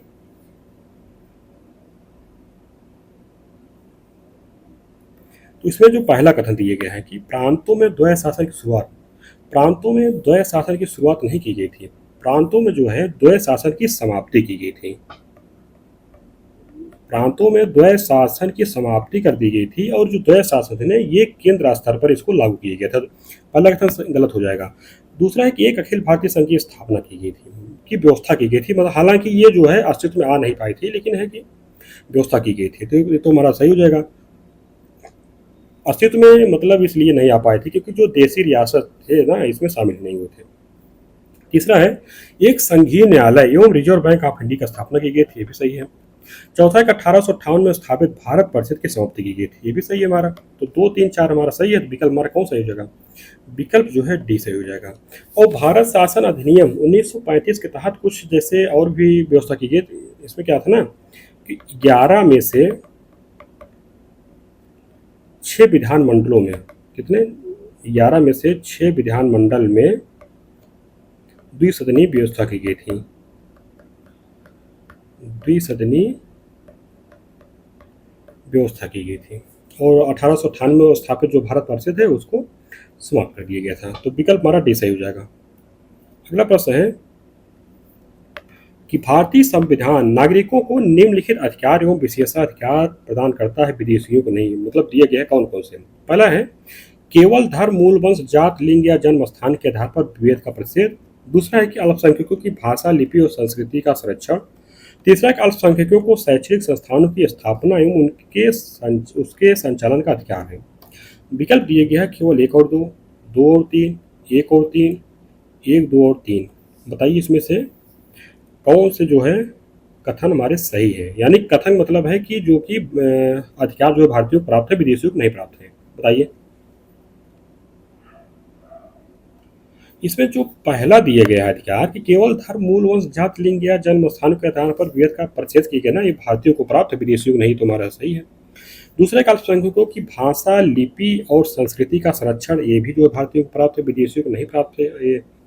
तीसरा है कि अल्पसंख्यकों को शैक्षणिक संस्थानों की स्थापना में उनके संचालन का अधिकार, ये भी हमारा जो है भारतीयों के पास विदेशियों को नहीं। ये अनुच्छेद 15 में है, ये अनुच्छेद जो है 29 में है, अनुच्छेद 30 में है। तो इस तरह हमारा जो तीनों अधिकार हैं सिर्फ भारतीयों को ही प्राप्त है, विदेशियों को नहीं। विकल्प हमारा डी सही हो जाएगा। अगला प्रश्न देखते हैं। दिया गया है कि निम्नलिखित पर विचार कीजिए। इसमें है कि पहला, सर मोहम्मद शफी के नेतृत्व में मुस्लिम लीग के एक वर्ग ने साइमन कमीशन का स्वागत किया था। दूसरा कथन दिया गया है कि साइमन आयोग जो है कोलकाता, लाहौर, लखनऊ, विजयवाड़ा, पुणे सहित जहां जहां भी पहुंचा उसे जबरदस्त विरोध का सामना करना पड़ा। तीसरा दिया गया है कि भारतीय राष्ट्रीय कांग्रेस के अतिरिक्त अन्य दलों ने भी साइमन कमीशन का विरोध किया। इसमें बताना है कि निम्न नीचे दिए कोड का प्रयोग कर सही उत्तर चुनिए। विकल्प दिया गया है केवल 1 और 2, बी 1 और 3, 2 और 3, 1, 2 और 3। बताइए इसमें से कौन सही होगा हम लोगों का।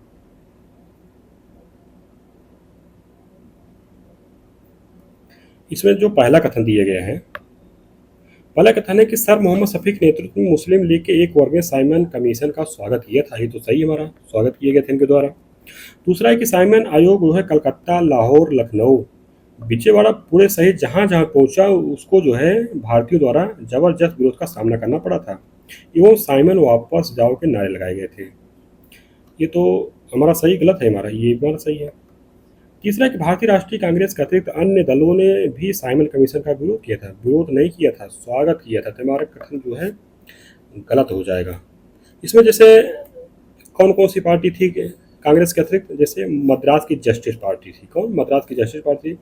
पंजाब की यूनियनिस्ट पार्टी थी, उसके द्वारा जो है स्वागत किया गया था। और एक लोग और थे, B.R. अम्बेडकर भी जी भी थे। इनके द्वारा भी जो है कमीशन का विरोध न करके उनके द्वारा सहयोग ही किया गया था। तो हमारा जो इसमें से कौन सही है, 1 और 2 हमारे कथन सही है। तो विकल्प कौन सही हो जाएगा हम लोगों का? विकल्प हम लोगों को ये सही हो जाएगा। अगला प्रश्न देखते हैं। अगला प्रश्न दिया गया है कि साइमन कमीशन या आयोग के सदस्य के बारे में विचार कीजिए। दिया गया है क्लेमेंट एटली लाइम हाउस के सांसद Labour Party, Harry Levy Lawson Liberal Unionist Party, Sir Edward Cecil George Cadogan Finchley के सांसद Conservative Party, George Richard Lane Fox Barkston Ash के सांसद लेबर पार्टी। इसमें यह है कि नीचे दिए गए कोड का प्रयोग कर सही उत्तर चुनिए। मतलब कि इसमें जो दिए गए इनका जो पार्टी दी गई है उसको मिलान करना है। दिए गया है इसमें मतलब कौन कौन से सम्मिलित हैं। तो 1 और 2, 2 और 3, 1, 2 और 3, 1, 2, 3, 4। बताइए इसमें से कौन सा सम्मिलित है।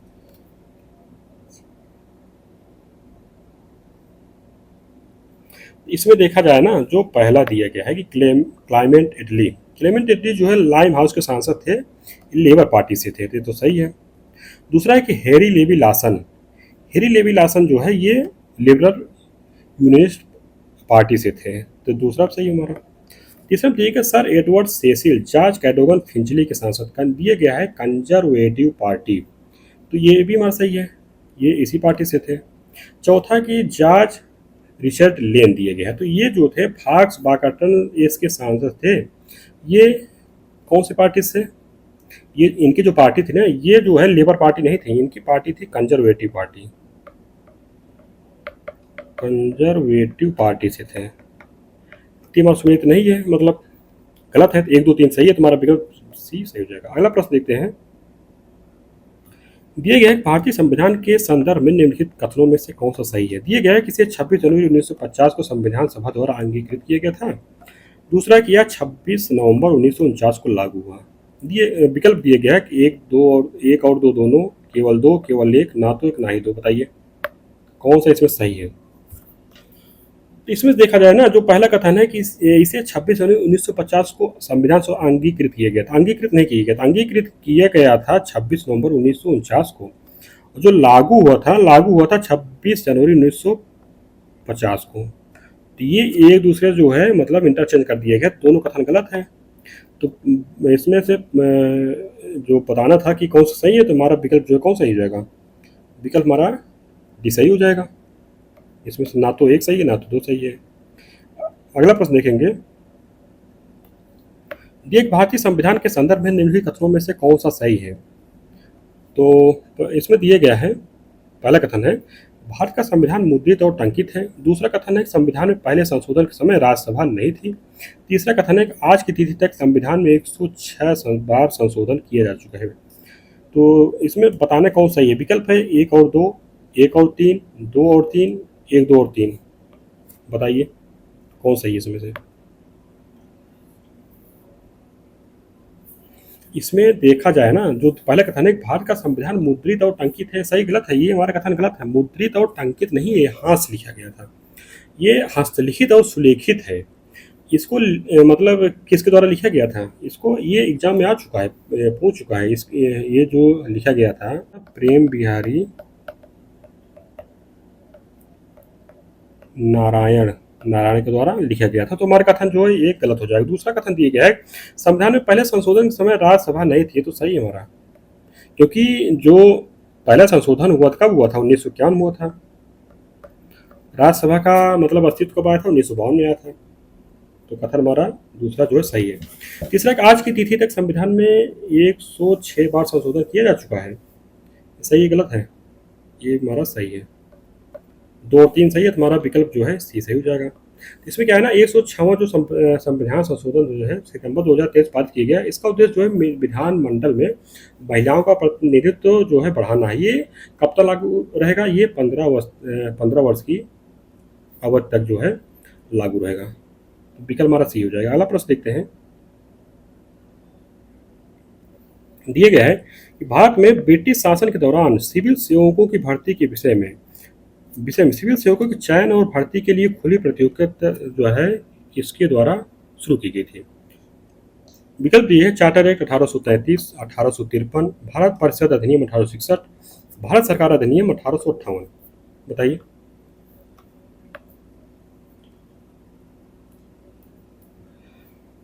इसमें देखा जाए ना, तो क्या है, भारत में ब्रिटिश शासन के दौरान जो है सिविल सेवकों के चयन और भर्ती के लिए खुली प्रतियोगिता की व्यवस्था जो 1853 के चार्टर अधिनियम के जरिए शुरू की गई थी। तो विकल्प हमारा कौन सा है? विकल्प हमारा बी सही हो जाएगा। इसमें क्या था कि ना कि इस अधिनियम को जो तहत जो है, मतलब इस अधिनियम के तहत जो व्यवस्था की गई थी कि भारतीयों को कंपनी के अधीन किसी भी पद से वंचित नहीं किया जा सकता था। विकल्प हमारा बी सही हो जाएगा। अगला प्रश्न देखते हैं। दिया गया है कि निम्नलिखित में से कौन सी 1833 के चार्टर अधिनियम की विशेषता नहीं है? दिया गया है कि लॉर्ड विलियम बेंटिक भारत के पहले गवर्नर जनरल थे। दूसरा कि इस अधिनियम ने बम्बई, बंगाल और मद्रास की विधायी शक्तियों को छीन लिया। तीसरा कथन है कि इसने बंगाल के गवर्नर जनरल को भारत का गवर्नर जनरल बना दिया। चौथा है ब्रिटिश भारत की विशेष विधायी शक्तियां भारत के गवर्नर जनरल को दी गई। बताइए इसमें कौन सी विशेषता नहीं है? तो इसमें देखा जाए, पहला कथन है कि लॉर्ड विलियम बेंटिक भारत के पहले गवर्नर जनरल थे, सही है। इसी अधिनियम के माध्यम से इनको जो है भारत के पहले गवर्नर जनरल को का दर्जा दिया गया। दूसरा कथन है कि इस अधिनियम ने बम्बई, बंगाल और मद्रास की विधायी शक्तियों छीन लिया, सही गलत है? गलत है। सिर्फ बंगाल और मद्रास नहीं, इसमें क्या है, सिर्फ बम्बई और मद्रास की विधायी शक्तियों को छीन लिया गया, बंगाल के नहीं छीना गया था। ये कथन हमारा गलत हो जाएगा। तीसरा है कि इसने बंगाल के गवर्नर जनरल को भारत का गवर्नर जनरल बना दिया, सही है। ब्रिटिश भारत की विशेष विधायी शक्तियां भारत के गवर्नर जनरल को दी गई, ये भी सही है। तो हमारा जो है बताना था कौन सी विशेषता नहीं, तो हमारा विकल्प जो है ये बी जो है ये विशेषता नहीं है। अगला प्रश्न देखेंगे। अगला प्रश्न दिया गया है कि नीचे दो कथन दिए गए हैं जिसमें से एक को कथन ए और दूसरे को कारण आर कहा गया है। कथन है भारतीय संविधान लगभग संघीय प्रकृति का है। कारण दिए गए कि इसके माध्यम से केंद्र सरकार को राज्य सरकारों की अपेक्षा अधिक शक्ति प्रदान की गई है। विकल्प दिए गया है कि ए और आर दोनों सही हैं, आर ए की सही व्याख्या करता है। बी है कि ए और आर दोनों सही हैं, आर ए की सही व्याख्या नहीं करता है। तीसरा विकल्प दिया गया है कि ए सही है किंतु आर गलत है। चौथा विकल्प ए गलत है किंतु आर सही है। बताइए इसमें से कौन सा विकल्प सही है? इसमें क्या है ना कि भारतीय संविधान में जो संघवाद को स्पष्ट रूप से परिभाषित किया गया है, ये तो आप लोग जानते ही हैं। अनुच्छेद 1 में जो दिया गया, क्या दिया गया है कि इंडिया यानी भारत जो है राज्यों का संघ होगा। और सर्वोच्च न्यायालय ने जो है केशवानंद भारती मामले में स्पष्ट रूप से कहा है कि संविधान की प्रकृति जो संघीय है, वो भारत के संविधान के अनुसार या मुताबिक जो है केंद्र सरकार को जो है राज्य सरकारों से ज़्यादा ताकत दी गई है। इसमें जो पहला कथन है, भारतीय संविधान लगभग संघीय प्रकृति का, ये तो सही कथन। और दूसरा जो दिया गया है, इसके माध्यम से केंद्र सरकार को राज्य सरकारों की अपेक्षा अधिक शक्ति प्रदान की गई है, तो कारण भी सही है और इसका सही व्याख्या भी कर रहा है। व्याख्या इसलिए क्योंकि संघीय प्रकृति जो है ये जो है ना, अगर केंद्र सरकार को ज़्यादा शक्ति दी गई है तो संघीय प्रकृति का नहीं माना जाता है। लेकिन यहाँ जो एक लगभग शब्द लग गया है, इससे क्या होता है कि ये भी सही, आर भी सही है और आर जो है एक ही सही व्याख्या कर रहा है। तो विकल्प मारा जो है क्या सही हो जाएगा, विकल्प मारा ये सही हो जाएगा। अगर लगभग शब्द ना लगा होता तो मतलब क्या होता फिर, तो मतलब एक दूसरे से विपरीत हो जाता फिर। तो विकल्प मारा ऐसे हो जाएगा। अगला प्रश्न देखते हैं। दिए गए कि नीचे दो वक्तव्य दिए गए हैं, एक कथन ए और दूसरा कारण आर दिए गया है। तो इसमें जो दिए गया है कथन में कि भारतीय संविधान की उत्पत्ति और विकास की जड़ें ब्रिटिश काल के दौरान भारतीय इतिहास में है। कारण दिया गया है वर्ष 1773 के बाद से ब्रिटिश सरकार द्वारा भारत के शासन के लिए विभिन्न अधिनियम पारित किए गए। विकल्प दिया गया है कि ए तथा आर दोनों सही है, आर ए का सही स्पष्टीकरण नहीं है। बी है कि ए असत्य है किंतु आर सत्य है। तीसरा है कि ए तथा आर दोनों सही है, ए का सही स्पष्टीकरण आर है। चौथा है कि ए सत्य है किंतु आर असत्य है। बताइए कौन सही है इसमें। इसमें जो है ना कि भारतीय संविधान की उत्पत्ति और विकास की जड़ें ब्रिटिश काल के दौरान भारतीय इतिहास में है, तो सही है कथन। कारण जो है वर्ष 1773 के बाद से ब्रिटिश सरकार द्वारा जो भारत शासन के लिए विभिन्न अधिनियम पारित भी किए गए थे और उन्हीं में से ज़्यादातर क्या कि सबसे ज़्यादा प्रावधान जो लिए गए हैं भारत शासन अधिनियम 1935 लिए गए हैं। यानी कि ये सब जो है ब्रिटिश काल के है, जो अधिनियम पारित किए गए हैं वहीं से लिए गए हैं। तो कथन से ही है, कारण से ही है। कारण जो है कथन की सही व्याख्या कर रहा है, तो विकल्प कौन सा सही हो जाएगा, विकल्प हमारा सी सही हो जाएगा। अगला प्रश्न देखते हैं। दिए गया है कि निम्नलिखित में से कौन 1773 के रेगुलेटिंग एक्ट के तहत स्थापित कलकत्ता सर्वोच्च न्यायालय के पहले मुख्य न्यायाधीश बने।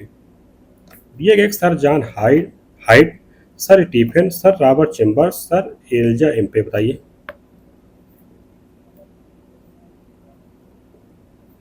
इसमें क्या है ना कि भारत में पहली बार जो है सर्वोच्च न्यायालय की स्थापना वर्ष 1774 में की गई थी। कब? 1774 में। और ये जो स्थापित किया गया था न्यायालय जो है 1773 के रेगुलेटिंग एक्ट के तहत स्थापित किया गया था और तब इसे जो है कलकत्ता सर्वोच्च न्यायालय कहा जाता था। और इसमें एक मुख्य न्यायाधीश के अतिरिक्त 3 अन्य न्यायाधीश भी थे। इसमें जो मुख्य न्यायाधीश जो थे उनका नाम था सर एलिजा एम्पे था। तो विकल्प हमारा डी से हो जाएगा। और 3 और भी न्यायाधीश थे, जैसे चेम्बर्स थे, स्टीफन थे और जॉन हाइट भी थे। तो विकल्प हमारा डी सही है। अगला प्रश्न देखते हैं। दिए गया है कि नीचे 2 वक्तव्य दिए गए हैं, कथन ए और दूसरा कारण आर दिए गए हैं। तो इसमें जो दिए गया है कथन में कि वर्ष 1774 में स्थापित कलकत्ता सर्वोच्च न्यायालय की शक्तियां और क्षेत्राधिकार संबंधी मुद्दे से संबंधित प्रावधान अस्पष्ट और दोषपूर्ण थे। कारण दिए गए हैं कलकत्ता सर्वोच्च न्यायालय की स्थापना से संबंधित प्रावधानों में गवर्नर जनरल और सर्वोच्च न्यायालय की शक्तियों के विभाजन को निर्दिष्ट नहीं किया गया था। विकल्प दिए गए हैं कि ए तथा आर दोनों सही है किंतु आर ए का सही स्पष्टीकरण नहीं है। बी दिए गए ए तथा आर दोनों सही हैं और ए का सही स्पष्टीकरण आर है। सी दिए है ए असत्य है किंतु आर सत्य है। डी विकल्प दिए गया है कि ए सत्य है किंतु आर असत्य है। बताइए इसमें से कौन सा सत्य है।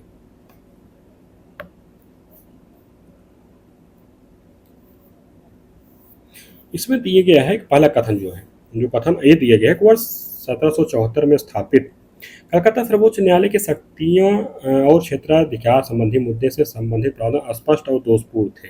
कथन सही है। कारण था कि कलकत्ता सर्वोच्च न्यायालय की स्थापना से संबंधित जो प्रावधान थे, मतलब जो उसमें प्रावधान किए गए थे, उसमें क्या था कि गवर्नर जनरल सर्वोच्च न्यायालय के जो अधिकार क्षेत्र हैं, यानी कि उनके शक्तियों के विभाजन जो किया गया था वो बिल्कुल स्पष्ट नहीं था।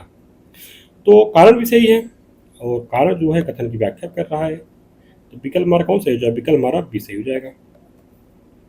अगला प्रश्न देखते हैं। अगला प्रश्न है कि किस वर्ष 1773 के रेगुलेटरी एक्ट की त्रुटियों को दूर करने के लिए एक्ट ऑफ सेटलमेंट लाया गया था। दिया गया है वर्ष 1775 में, वर्ष 1778 में, 1781 में, 1784 में। बताइए। इसमें देखा जाए ना तो वर्ष 1773 के रेगुलेटरी एक्ट की त्रुटियों को दूर करने के लिए एक्ट ऑफ सेटलमेंट बनाया गया था। इसमें क्या था कि इस अधिनियम का जो मुख्य उद्देश्य था, सुप्रीम कोर्ट और गवर्नर जनरल काउंसिल के जो कार्यक्षेत्र का स्पष्ट जो बंटवारा नहीं होता ना, उसी बंटवारे को स्पष्ट करना था। यह वर्ष 1781 में लाया गया था। कब? 1781 में लाया गया था। बिकल महाराज से हो जाएगा। और इसे क्या कहते हैं ना, डिक्लेरेटरी एक्ट के नाम से भी जाना जाता है इस अधिनियम को। तो विकल्प हमारा सी सही हो जाएगा। अगला प्रश्न देखते हैं। अगला प्रश्न दिए गया है कि निम्नलिखित में से किस अधिनियम में यह प्रावधान किया गया था कि नियंत्रण बोर्ड के सदस्यों और उनके कर्मचारियों को भारतीय राजस्व से भुगतान किया जाए। दिए गए 1833 का चार्टर एक्ट, 1793 का चार्टर एक्ट, 1813 का चार्टर एक्ट, 1853 का चार्टर एक्ट। बताइए।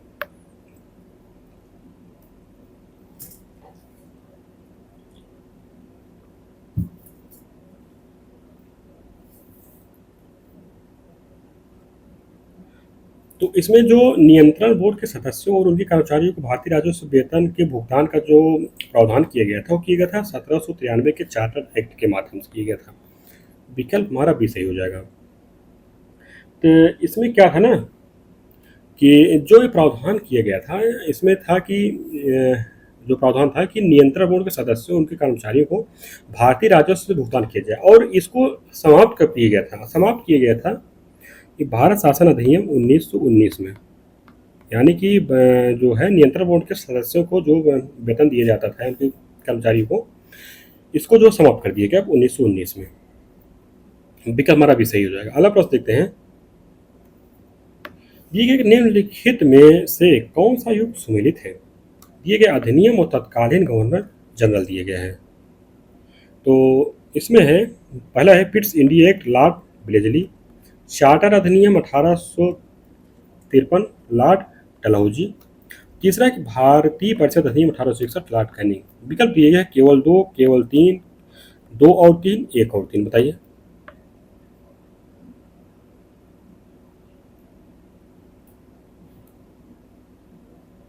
इसमें जो है ना, जो पिट्स इंडिया एक्ट आया था, पिट्स इंडिया एक्ट जो आया था, ये लॉर्ड ब्लेजली के समय में आया था। किसके समय में आया था?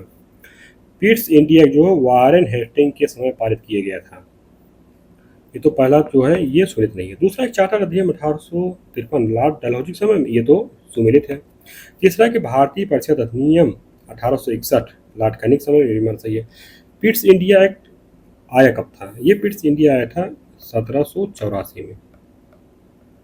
ये हमारा सही हो जाएगा। और जो वारेन हेस्टिंग्स है, इनका जो समय था 1773 से 1785 तक था। तो दो और तीन सही है, तो विकल्प हमारा सी सही हो जाएगा। अगला प्रश्न देखते हैं। दिए गए कि निम्नलिखित में से किस अधिनियम को प्रायः सेंट हेलेना अधिनियम कहकर भी संबोधित किया जाता है? दिए गया है वर्ष 1858 का भारत शासन अधिनियम, वर्ष 1853 का चार्टर अधिनियम, वर्ष 1813 का चार्टर अधिनियम, वर्ष 1833 का चार्टर अधिनियम। बताइए।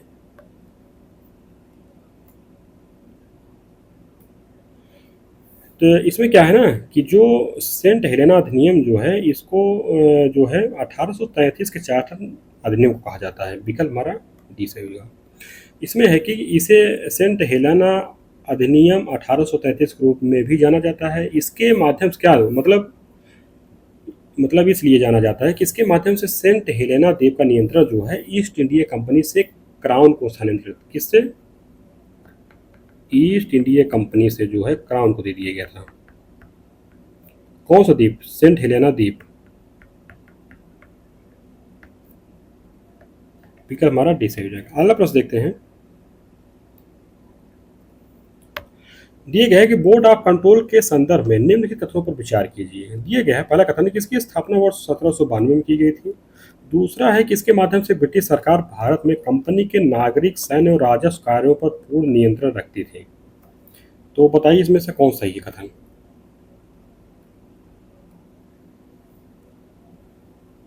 तो इसमें जो दिया गया है कि बोर्ड ऑफ कंट्रोल के संदर्भ में ना, बोर्ड ऑफ कंट्रोल के संदर्भ में जो है, ये जो पहला कथन दिया कि इसकी स्थापना वर्ष 1792 में की गई थी। कब किए थे? 1792 में नहीं की गई थी, ये किया गया था 1784 में, पिट्स इंडिया एक्ट के माध्यम से। तो ये हमारा गलत हो जाएगा। दूसरा है कि इसके माध्यम से ब्रिटिश सरकार जो है भारत में कंपनी के नागरिक, सैन्य और राजस्व कार्यों पर पूर्ण नियंत्रण रखती थी। सही है। तो सही है, तुम्हारा विकल्प कौन सही? विकल्प हमारा डी सही हो जाएगा।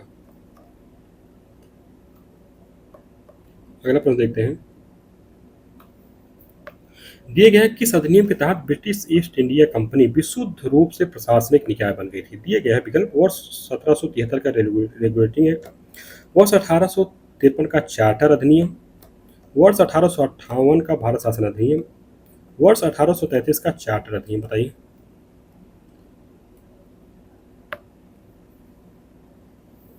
तो इसमें देखा जाए ना, तो वर्ष 1833 के चार्टर अधिनियम के तहत जो है ईस्ट इंडिया कंपनी जो विशुद्ध रूप से प्रशासनिक निकाय बन गई थी। विकल्प हमारा कौन सा है? विकल्प हमारा जो है डी से हो जाएगा। अगला प्रश्न देखते हैं। दिया है कि निम्नलिखित में से किस अधिनियम के तहत पहली बार गवर्नर जनरल की परिषद के विधायी एवं प्रशासनिक कार्यों को पृथक कर दिया गया था? दिए गया वर्ष 1813 का चार्टर अधिनियम, वर्ष 1833 का चार्टर अधिनियम, वर्ष 1853 का चार्टर अधिनियम, वर्ष 1858 का भारत शासन अधिनियम। बताइए। इसमें क्या था कि वर्ष 1853 के चार्टर अधिनियम के अंतर्गत जो है पहली बार गवर्नर जनरल की परिषद के विधायी एवं प्रशासनिक कार्यों को पृथक कर दिया गया। तो विकल्प कौन सही है? विकल्प जो है सही हो जाएगा सी। अगला प्रश्न देखते हैं। दिए कि निम्नलिखित कथनों पर विचार कीजिए। कथन दिए कि ईस्ट इंडिया कंपनी ने ओरिएंटल शिक्षा की प्रचलित प्रणाली को प्रोत्साहित किया। दूसरा एक 1833 में general committee of public instruction का गठन किया गया, जिसकी जिम्मेदारी जो है शिक्षा के लिए 1 लाख रुपए देने की थी। तो विकल्प दिया गया है केवल एक, ना तो एक ना ही दो, एक और दो दोनों। विकल्प डी में है केवल दो। बताइए इसमें से कौन सा कथन सही है? इसमें जो पहला कथन दिया है कि ईस्ट इंडिया कंपनी ने ओरिएंटल शिक्षा के प्रचलित प्रणाली को प्रोत्साहित किया, नहीं किया। तो क्या इसमें क्या है, ईस्ट इंडिया कंपनी ने जो ओरिएंटल शिक्षा के प्रचलित जो प्रणाली थी ना उसको मतलब प्रोत्साहन नहीं दिया। प्रोत्साहन क्या देना का, उसको मतलब हतोत्साहित ही किया था, और इसके जगह क्या था, पश्चिमी शिक्षा और अंग्रेजी भाषा को बढ़ावा दिया था। तो पहला कथन तुम्हारा गलत है। दूसरा है कि 1833 में ईस्वी में general committee of public instruction का गठन किया गया है। ये 1837 में नहीं किया गया था, 1823 में किया गया था। तो दूसरा भी कथन हमारा सही है। तो दूसरा कथन जो है गलत है। तो इसमें से कौन सही हमारा? विकल्प हमारा भी सही हो जाएगा ना, कि ना तो एक ना ही दो। अगला प्रश्न देखते हैं हम लोग। दिया गया है कि भारतीय सिविल सेवा के संदर्भ में निम्नलिखित कथनों पर विचार कीजिए। कथन दिया गया है कि भारत सरकार अधिनियम 1919 के प्रावधान के अनुरूप वर्ष 1922 से आईसीएस की परीक्षा भारत में भी होनी प्रारंभ हुई। दूसरा कथन दिया कि भारत में सबसे पहले दिल्ली में सिविल सेवा परीक्षा का आयोजन किया गया। तीसरा कथन है कि भारतीय सिविल सेवा में 1930 में भारतीयों का प्रतिशत यूरोप वासियों से अधिक था। विकल्प दिया गया है केवल एक और दो, केवल तीन, केवल एक, केवल दो और तीन। बताइए इसमें से कौन सा कथन सही है?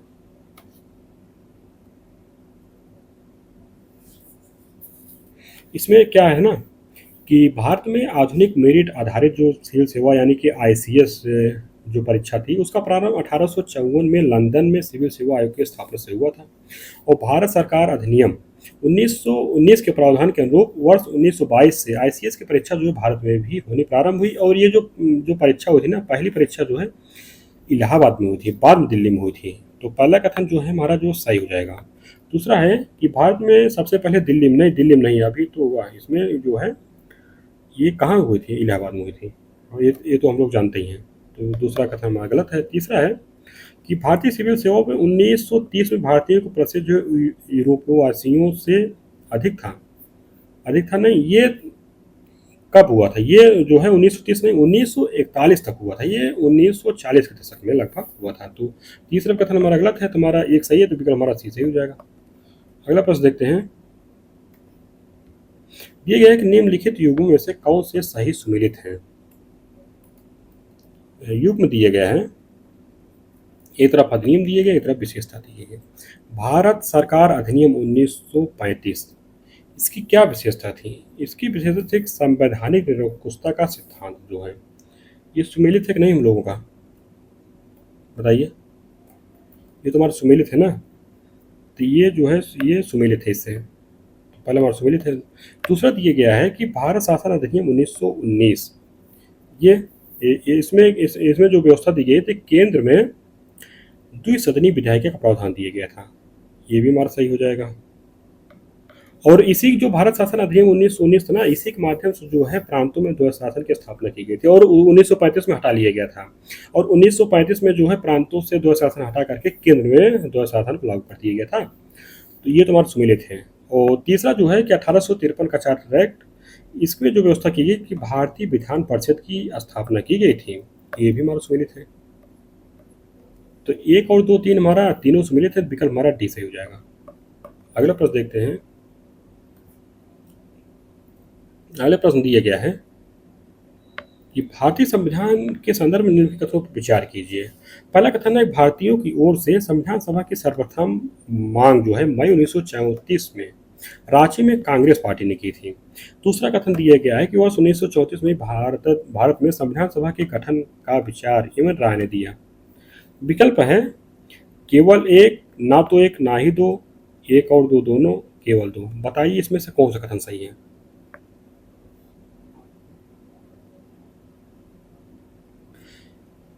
इसमें क्या था ना, इसमें सॉरी बताना है कि कौन सा नहीं है, ये बहुत ध्यान देने की जरूरत है कि इसमें सही नहीं कुछ गलत पूछा।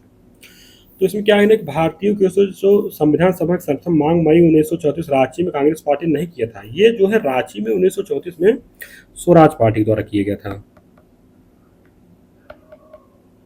पहला कथन गलत हो जाएगा। दूसरा एक वर्ष 1934 में ही भारत में संविधान सभा के गठन का विचार एवं राय ने दिया, ये तुम्हारा सही है। तुम्हारा कौन सा हो जाएगा, गलत कौन सा है, केवल ये गलत है, तुम्हारा विकल्प जो है ये सही हो जाएगा। और इसमें तो क्या था कि भारतीय राष्ट्रीय कांग्रेस के स्तर पर जो है पहली बार जो मांग की गई थी वो 1934 में ही मांग की गई थी। और इसकी पुष्टि जो है कांग्रेस के जब 1936 के फैजपुर अधिवेशन हुआ था, वहां पर इसकी पुष्टि की गई थी फैजपुर अधिवेशन में। तो विकल्प हमारा ऐसा ही हो जाएगा। अगला प्रश्न देखते हैं। दिया गया है कि निम्नलिखित को सम्मिलित कीजिए। एक तरफ तिथि दी गई है, एक तरफ घटना दी गई है, तो इसको हम लोग सम्मिलित करेंगे। तो पहला दिया गया है 11 दिसंबर 1946। इस दिन क्या हुआ था, इस दिन हुआ था डॉक्टर राजेंद्र प्रसाद निर्विरोध संविधान सभा के स्थायी अध्यक्ष चुने गए थे, ये तुम्हारा सम्मिलित है। दूसरा है कि 9 दिसंबर 1946, इसमें जो है संविधान सभा की स्थापना की गई थी। और इस दिन कौन मतलब अध्यक्ष मतलब अस्थायी अध्यक्ष जो चुने गए थे, कौन तो सच्चिदानंद जी जो है अस्थायी इसके सदस्य जो अध्यक्ष निर्वाचित हुए थे, चुने गए थे। निर्वाचित मतलब उनका कोई चुनाव नहीं हुआ था। तो हमारे इस तरह जो है विकल्प बी भी सम्मिलित है। तीसरा है कि 2 सितंबर 1946, इस दिन जो है अंतरिम सरकार का गठन हुआ था, तो ये भी हमारा सम्मिलित है। चौथा जो है कि 22 जनवरी 1947, इस दिन क्या हुआ था, तो भारत को एक संविधान देने का उद्देश्य प्रस्ताव पारित किया गया था, ये भी हमारा सम्मिलित है। हमारा जो है आमने सामने सम्मिलित हो गया, तो विकल्प हमारा ये 1 2 3 4 विकल्प ये हमारा सही हो जाएगा। अगला प्रश्न देखते हैं। दिए गए कि निम्नलिखित युगों में से कौन सा सही सम्मिलित है। पहला कथन दिए कि अवसर की समानता, इसमें दिए गए प्रत्येक बच्चे को निःशुल्क शिक्षा मिलनी चाहिए। दूसरा एक समान अधिकार, इसके तहत दिए है बैंक वरिष्ठ नागरिकों को ब्याज की ऊंची दर देते हैं। तीसरा एक सकारात्मक कार्रवाई, इसमें दिए प्रत्येक वयस्क नागरिक जो है को मत देने का अधिकार है। बताइए इसमें से कौन सा सम्मिलित है, केवल 1 और 2, केवल 1, केवल 1 और 3, केवल 2 और 3, बताइए।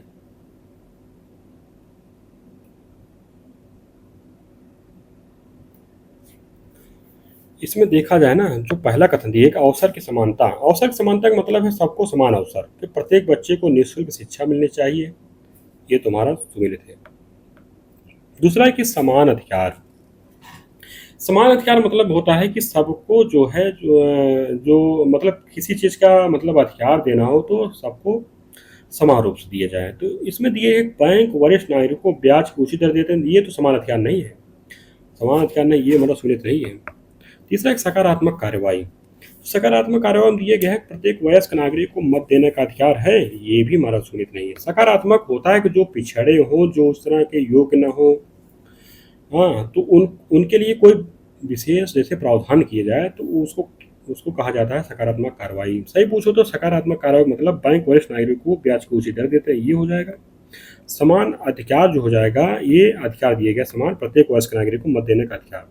तो सुमेलित कौन सा है हमारा? सुमेलित है केवल एक, तो विकल्प हमारा भी सही हो जाएगा। अगला प्रश्न देखते हैं। दिए गया है कि निम्नलिखित में से कौन सा कथन अधिकारों के महत्व को दर्शाते हैं? दिए गए पहला कथन दिया गया है कि व्यक्तित्व के विकास के लिए अधिकार बहुत ही आवश्यक है। ये समाज और राष्ट्र की उन्नति में महत्वपूर्ण भूमिका निभाते हैं। ये सुदृढ़ एवं कल्याणकारी राज्य की स्थापना में सहायक है। विकल्प दिए गया है केवल एक और दो, केवल एक, केवल तीन, एक और दो, तीन। बताइए इसमें से कौन कथन सही है? इसमें देखा जाए ना, पहला कथन है व्यक्तित्व के विकास के लिए अधिकार बहुत ही आवश्यक है, तो सही है। दूसरा है कि ये समाज और राष्ट्र की उन्नति में महत्वपूर्ण भूमिका निभाते हैं, ये भी सही है। तीसरा कि ये सुदृढ़ एवं कल्याणकारी राज्य की स्थापना में सहायक हैं, ये भी हमारा सही है। क्या सही हो जाएगा? तीनों सही, तुम्हारा विकल्प जो है सही हो जाएगा। अगला प्रश्न देखते हैं। दिए गया है कि भारत के संविधान के संदर्भ में निम्नलिखित कथनों पर विचार कीजिए। दिए गया है कि भारत के संविधान के भाग 3 के अंतर्गत अनुच्छेद 13 से लेकर अनुच्छेद 36 तक मूल अधिकारों का उल्लेख किया गया है। दूसरा कथन, भारतीय संविधान के विपरीत अमेरिका के संविधान में मूल अधिकारों का कोई उल्लेख नहीं किया गया था। तीसरा कि ये अधिकार प्रकृति में न्याय संगत है और मौलिक अधिकारों के उल्लंघन के मामले में कोई सीधे उच्च न्यायालय या उच्चतम न्यायालय जा सकता है। चौथा कथन दिया कि राष्ट्रीय आपातकाल की अवधि के दौरान अनुच्छेद 19 और 21 को छोड़कर सभी मौलिक अधिकार निलंबित कर दिए जाते हैं। उपर्युक्त कथनों में से कौन सा सही है? दिए गया है केवल 1, 2, 3, 2 और 3, 2 और 4, 1, 2, 3, 4। बताइए कौन सही है? तो पहला कथन दिया गया है कि भारतीय संविधान के भाग 3 के अंतर्गत अनुच्छेद 13 से 36, 13 से 36 है, 13 से 3, 12 से लेकर 36 तक है, तो कथन हमारा पहला तो गलत हो गया। दूसरा है कि भारतीय संविधान के विपरीत अमेरिका के संविधान में मूल अधिकारों को उल्लेख नहीं किया गया था, ये सही है हमारा कथन। अमेरिका में जो है मूल अधिकार जो है बाद में जोड़े गए हैं, जबकि भारत में जो है संविधान के बनने के समय से ही मूल अधिकार को मतलब उसका उल्लेख कर दिया गया था। तो इसमें क्या है? दूसरा सही है। तीसरा कि ये अधिकार प्रकृति में न्याय संगत है। मौलिक अधिकारों के उल्लंघन के मामले में कोई सीधे उच्च न्यायालय या उच्चतम न्यायालय जा सकता है, ये भी हमारा सही है। तीसरा हमारा सही है। चौथा है कि राष्ट्रीय आपातकाल की अवधि के दौरान अनुच्छेद 19 और 21 को छोड़कर सभी मौलिक अधिकार निलंबित कर दिए जाते हैं। 19 और 21 नहीं, 20 और 21। चौथा हमारा गलत है। तुम्हारा 2 और 3 सही, विकल्प हमारा जो है बी सही हो जाएगा। अगला प्रश्न देखते हैं। दिए 1935 के भारत शासन अधिनियम के तहत निम्नलिखित में से किन के लिए पृथक निर्वाचन की व्यवस्था की गई? दिए गया है दलित जातियों, वयस्क छात्रों, महिलाओं, मजदूर वर्ग। विकल्प इसमें दिए केवल 1 और 2, 1, 2 और 3, 1, 3, 4, 1 और 4। बताइए कौन सही है? इसमें देखा जाए ना, 1935 के जो भारत शासन अधिनियम के तहत जो है पृथक निर्वाचन जो व्यवस्था की गई थी, किनके लिए की गई थी? दलित जातियों के लिए की गई थी, महिलाओं के लिए की गई थी, मजदूर वर्ग के लिए की गई। वयस्क छात्रों के लिए नहीं किया गया था। 1, 3, 4 हमारा सही है, तो विकल्प हमारा सही हो जाएगा। अगला प्रश्न देखते हैं। भारतीय संविधान के संदर्भ में निम्नलिखित कथनों पर विचार कीजिए। कथन दिए गए हैं कि संविधान निर्माताओं ने विधायिका, कार्यपालिका और न्यायपालिका के बीच शक्तियों के वितरण की व्यवस्था करते समय नियंत्रण एवं संतुलन के सिद्धांत को अपनी कार्यविधि का आधार बनाया है। दूसरा कथन है कि संविधान निर्माताओं ने ऐसे प्रावधान किए हैं कि कोई भी अंग अपने स्वार्थ के लिए संविधान को नष्ट नहीं कर सकता। तीसरा कथन है कि न्याय पुनर्विलोकन की प्रक्रिया से संसद एवं मंत्रिमंडल के कार्यों पर टीका टिप्पणी नहीं की जा सकती है। विकल्प दिया गया है कि केवल 1 और 2, केवल 2, केवल 2 और 3, 1, 2 और 3। बताइए इसमें से कौन सही है?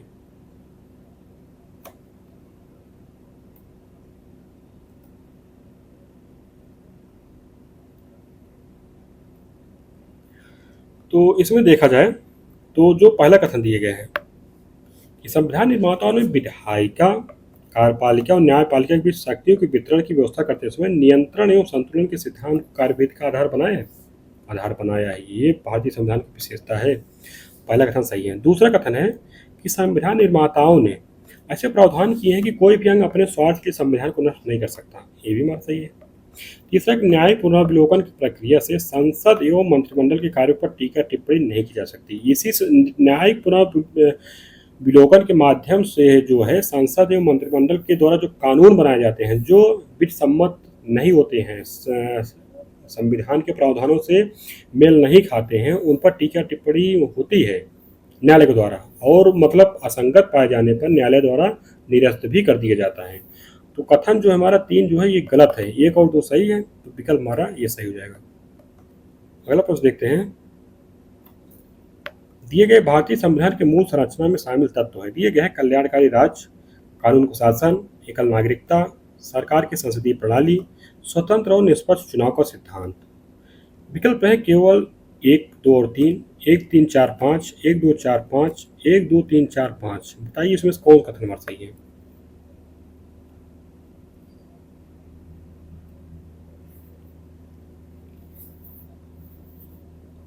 इसमें देखा जाए ना तो भारतीय संविधान की जो मूल संरचना है, मूल संरचना मतलब मूल ढांचा, ये कब आया था? ये आया था केशवानंद भारती बनाम केरल राज्य के मामले में 1973 में आया था। ये जो है न्यायालय के द्वारा जो है मतलब ये इसकी परिभाषा को बताया गया था कि मूल ढांचा क्या है। और इसमें क्या है कि संसद संविधान के किसी भी हिस्से में तब तक संशोधन कर सकती है जब तक कि वह संविधान की मूल संरचना या मूल ढांचा या आवश्यक विशेषताओं में जो है परिवर्तन या संशोधन नहीं करती है। अगर क्या है कि न्यायालय ने मूल संरचना शब्द को परिभाषित नहीं किया है और ना ही संविधान में इसका कोई उल्लेख है। तो जो मूल संरचना है उसमें जो है कल्याणकारी राज्य भी आता है, कानून का शासन भी आता है, एकल नागरिकता नहीं आता है। चौथा इसमें एक सरकार की संसदीय प्रणाली भी आती है। पांचवा है कि स्वतंत्र और निष्पक्ष चुनाव का सिद्धांत भी आता है। इसमें क्या है कि 1, 2, 4, 5 बन रहा था, हमारा विकल्प सही हो जाएगा। यानी कि 1, 2, 4, 5 जो हैं इसको जो है संसद के द्वारा इसमें कोई बदलाव नहीं किया जा सकता है। विकल्प हमारा सी सही है। अगला प्रश्न है,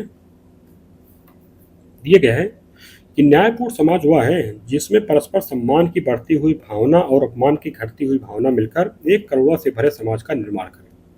उपर्युक्त कथन है दिए गए महात्मा गांधी का, भीमराव अंबेडकर का, जयप्रकाश नारायण का, बी एन राव का। बताइए इसका कथन है ये।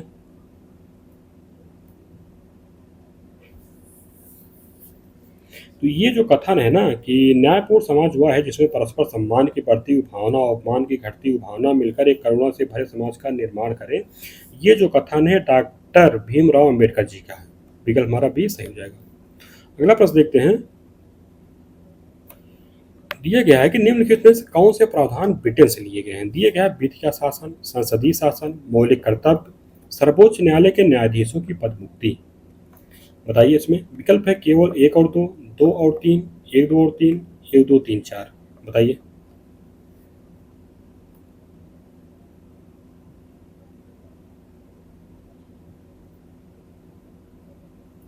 इसमें जो दिया गया है विधि का शासन, विधि का शासन कहाँ से लिया गया है? ये जो है ब्रिटेन से लिया गया है। और दूसरा जो है संसदीय शासन, ये भी लिया गया ब्रिटेन से लिया गया है। मौलिक कर्तव्य ये नहीं लिया गया है। सर्वोच्च न्यायालय के न्यायाधीशों की पदमुक्ति ये भी नहीं लिया गया है। सबसे पहले आप लोग जानते हैं कि मौलिक कर्तव्य कहाँ से लिया गया था? ये जो पूर्व सोवियत संघ था ना, यूएसएसआर, ये तो सब जानते हैं कि कहाँ से लिया गया था। अगर तीसरा तो इसमें ये भी कट जाएगा, तीसरा इसमें भी ये भी कट जाएगा, तीसरा इसमें ये भी कट जाएगा, तो 1 और 2 बचता है, तो विकल्प हमारा है तो सही हो जाएगा। अगला प्रश्न देखते हैं। दिया गया है कि संवैधानिक सरकार का अर्थ है।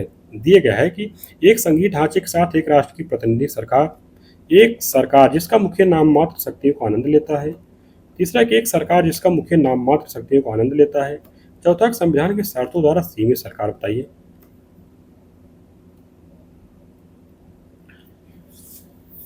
तो इसमें क्या है, जो संवैधानिक सरकार होती है, संवैधानिक सरकार मतलब क्या होता है? तो संवैधानिक सरकार का जो मूल तत्व होता है एक नियम कानून या बुनियादी कानूनों का अस्तित्व से आता है। इसमें क्या है कि ना कि एक क्षेत्र के भीतर जो सार्वजनिक कार्यालय धारकों समाज के सभी सदस्यों दोनों को ये जो बांटता है, ये जो है संविधान की शर्तों द्वारा सीमित सरकार को प्रदर्शित करता है। तो विकल्प हमारा कौन सही जाएगा? विकल्प हमारा डी हो जाएगा। असीमित सरकार नहीं, सीमित सरकार, यानी कि जो सरकार जो है संविधान के प्रावधानों से बधी होती है, नागरिकों के अधिकारों की रक्षा करती है, उनका कोई मतलब उल्लंघन नहीं करती, कोई अवहेलना नहीं करती है, वही जो है संवैधानिक सरकार होती है। और जो संवैधानिक सरकार होती है वो सीमित सरकार होती है। उसकी जो मतलब जो है सरकार की जो शक्ति होती है ना, वो जनता में ही निहित होती है। विकल्प हमारा डी सही हो जाएगा। अगला प्रश्न देखते हैं। दिए गए हैं कि हमने ब्रिटिश मॉडल के आधार पर संसदीय लोकतंत्र को अपनाया, लेकिन हमारा मॉडल उस मॉडल से कैसे भिन्न है। दिए गए कथन में कानून के संबंध में ब्रिटिश संसद सर्वोच्च या संप्रभु है, लेकिन भारत में संसद की कानून बनाने की शक्ति सीमित है। दूसरा कथन है कि भारत में संसद के एक अधिनियम के संशोधन की संवैधानिकता से संबंधित मामलों को सर्वोच्च न्यायालय द्वारा संविधान पीठ को भेजा जाता है। तो इसमें से कौन सा कथन सही है। विकल्प दिए केवल एक, केवल दो, दोनों, एक और दो, ना तो एक ना ही दो। बताइए।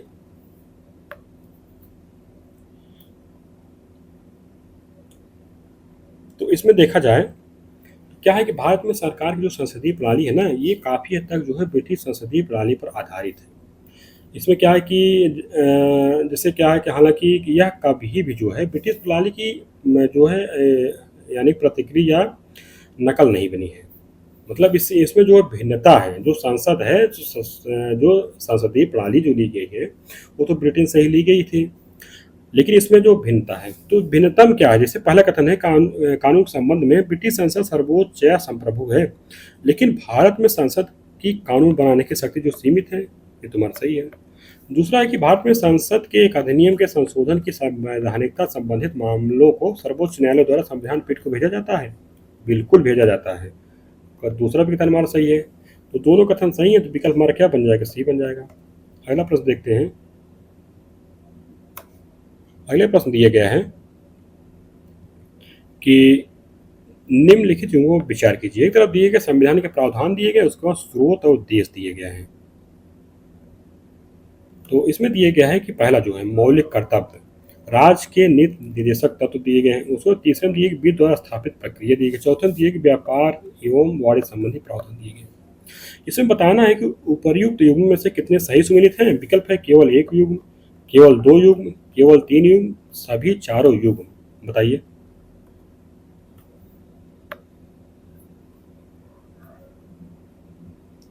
इसमें से जो पहला दिया गया है मौलिक कर्तव्य, इसमें दिया गया है इसका जो स्रोत देश है भूतपूर्व सोवियत संघ दिया गया। सुमेलित है ये हमारा सुमेलित है। तो हमारा पहला जो सुमेलित है। दूसरा है कि राज्य के नीति निर्देशक तत्व, ये कहाँ से लिए गए हैं। कनाडा से लिए गए हैं? नहीं, कनाडा से नहीं लिए गए, आयरलैंड से लिए गए हैं। दूसरा हमारा सुमेलित नहीं है। तीसरा एक विधि द्वारा स्थापित प्रक्रिया, जापान से लिए गया है। ये तुम्हारा सही है। चौथा व्यापार एवं वाणिज्य संबंधी जो प्रावधान लिए गए हैं वो ऑस्ट्रेलिया से लिए गए। ये भी हमारा सुमेलित है। एक, तीन, चार सुमेलित है, यानी कि तीन जो है इसमें से सुमेलित हैं। तो हमारा हो जाएगा कौन सा विकल्प, केवल तीन युग्म। विकल्प हमारा भी सही हो जाएगा। अगला प्रश्न देखते हैं। अगला प्रश्न दिया गया है कि निम्नलिखित में से कौन सा युग्म सुमेलित है। एक तरफ समिति दिए गए हैं, दूसरी तरफ कथन वर्ष दिए गया है।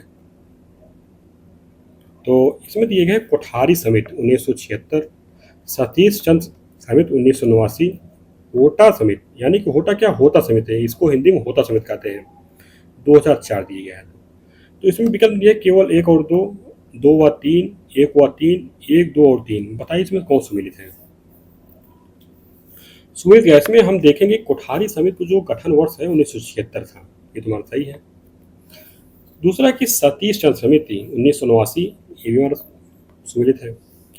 होता समिति, इसका जो गठन वर्ष 2004, ये भी सुमेलित है। एक, दो और तीन सुमेलित है। हमारा विकल्प जो है डी सही हो जाएगा। अगला प्रश्न देखते हैं। दिए गया है कि भारतीय सिविल सेवा के संदर्भ में निम्नलिखित कथनों पर विचार कीजिए। दिया गया है कि सिविल सेवा के लिए 1854 में मैकाले समिति का गठन किया गया था। दूसरा कथन है पहले भारतीय सिविल सेवक रमेश दत्त थे। इसमें बताने कौन सा सही है। विकल्प है केवल एक, केवल दो, एक और दो, दोनों, ना तो एक ना ही दो। बताइए।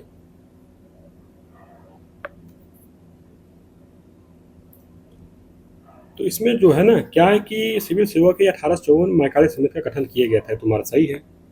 दूसरा जो है पहले भारतीय सिविल सेवक रमेश दत्त थे। रमेश दत्त थे, कौन थे। रमेश दत्त नहीं थे, रमेश दत्त नहीं थे, ये तो गलत था। पहले जो मतलब जो आईसीएस थे सत्येंद्र नाथ टैगोर थे।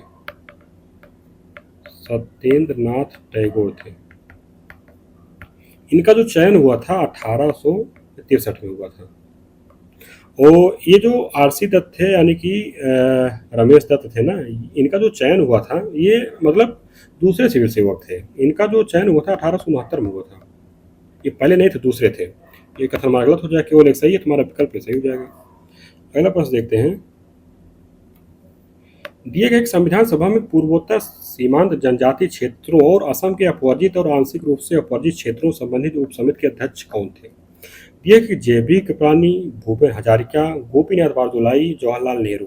बताइए। इसमें है क्या है कि पूर्वोत्तर सीमांत जनजातीय क्षेत्रों और असम के अपवर्जित और आंशिक रूप से जो अपवर्जित क्षेत्रों संबंधित जो उपसमिति बनी थी उसके अध्यक्ष थे गोपीनाथ बारदुलाई। विकल्प हमारा सी जो है सही हो जाएगा।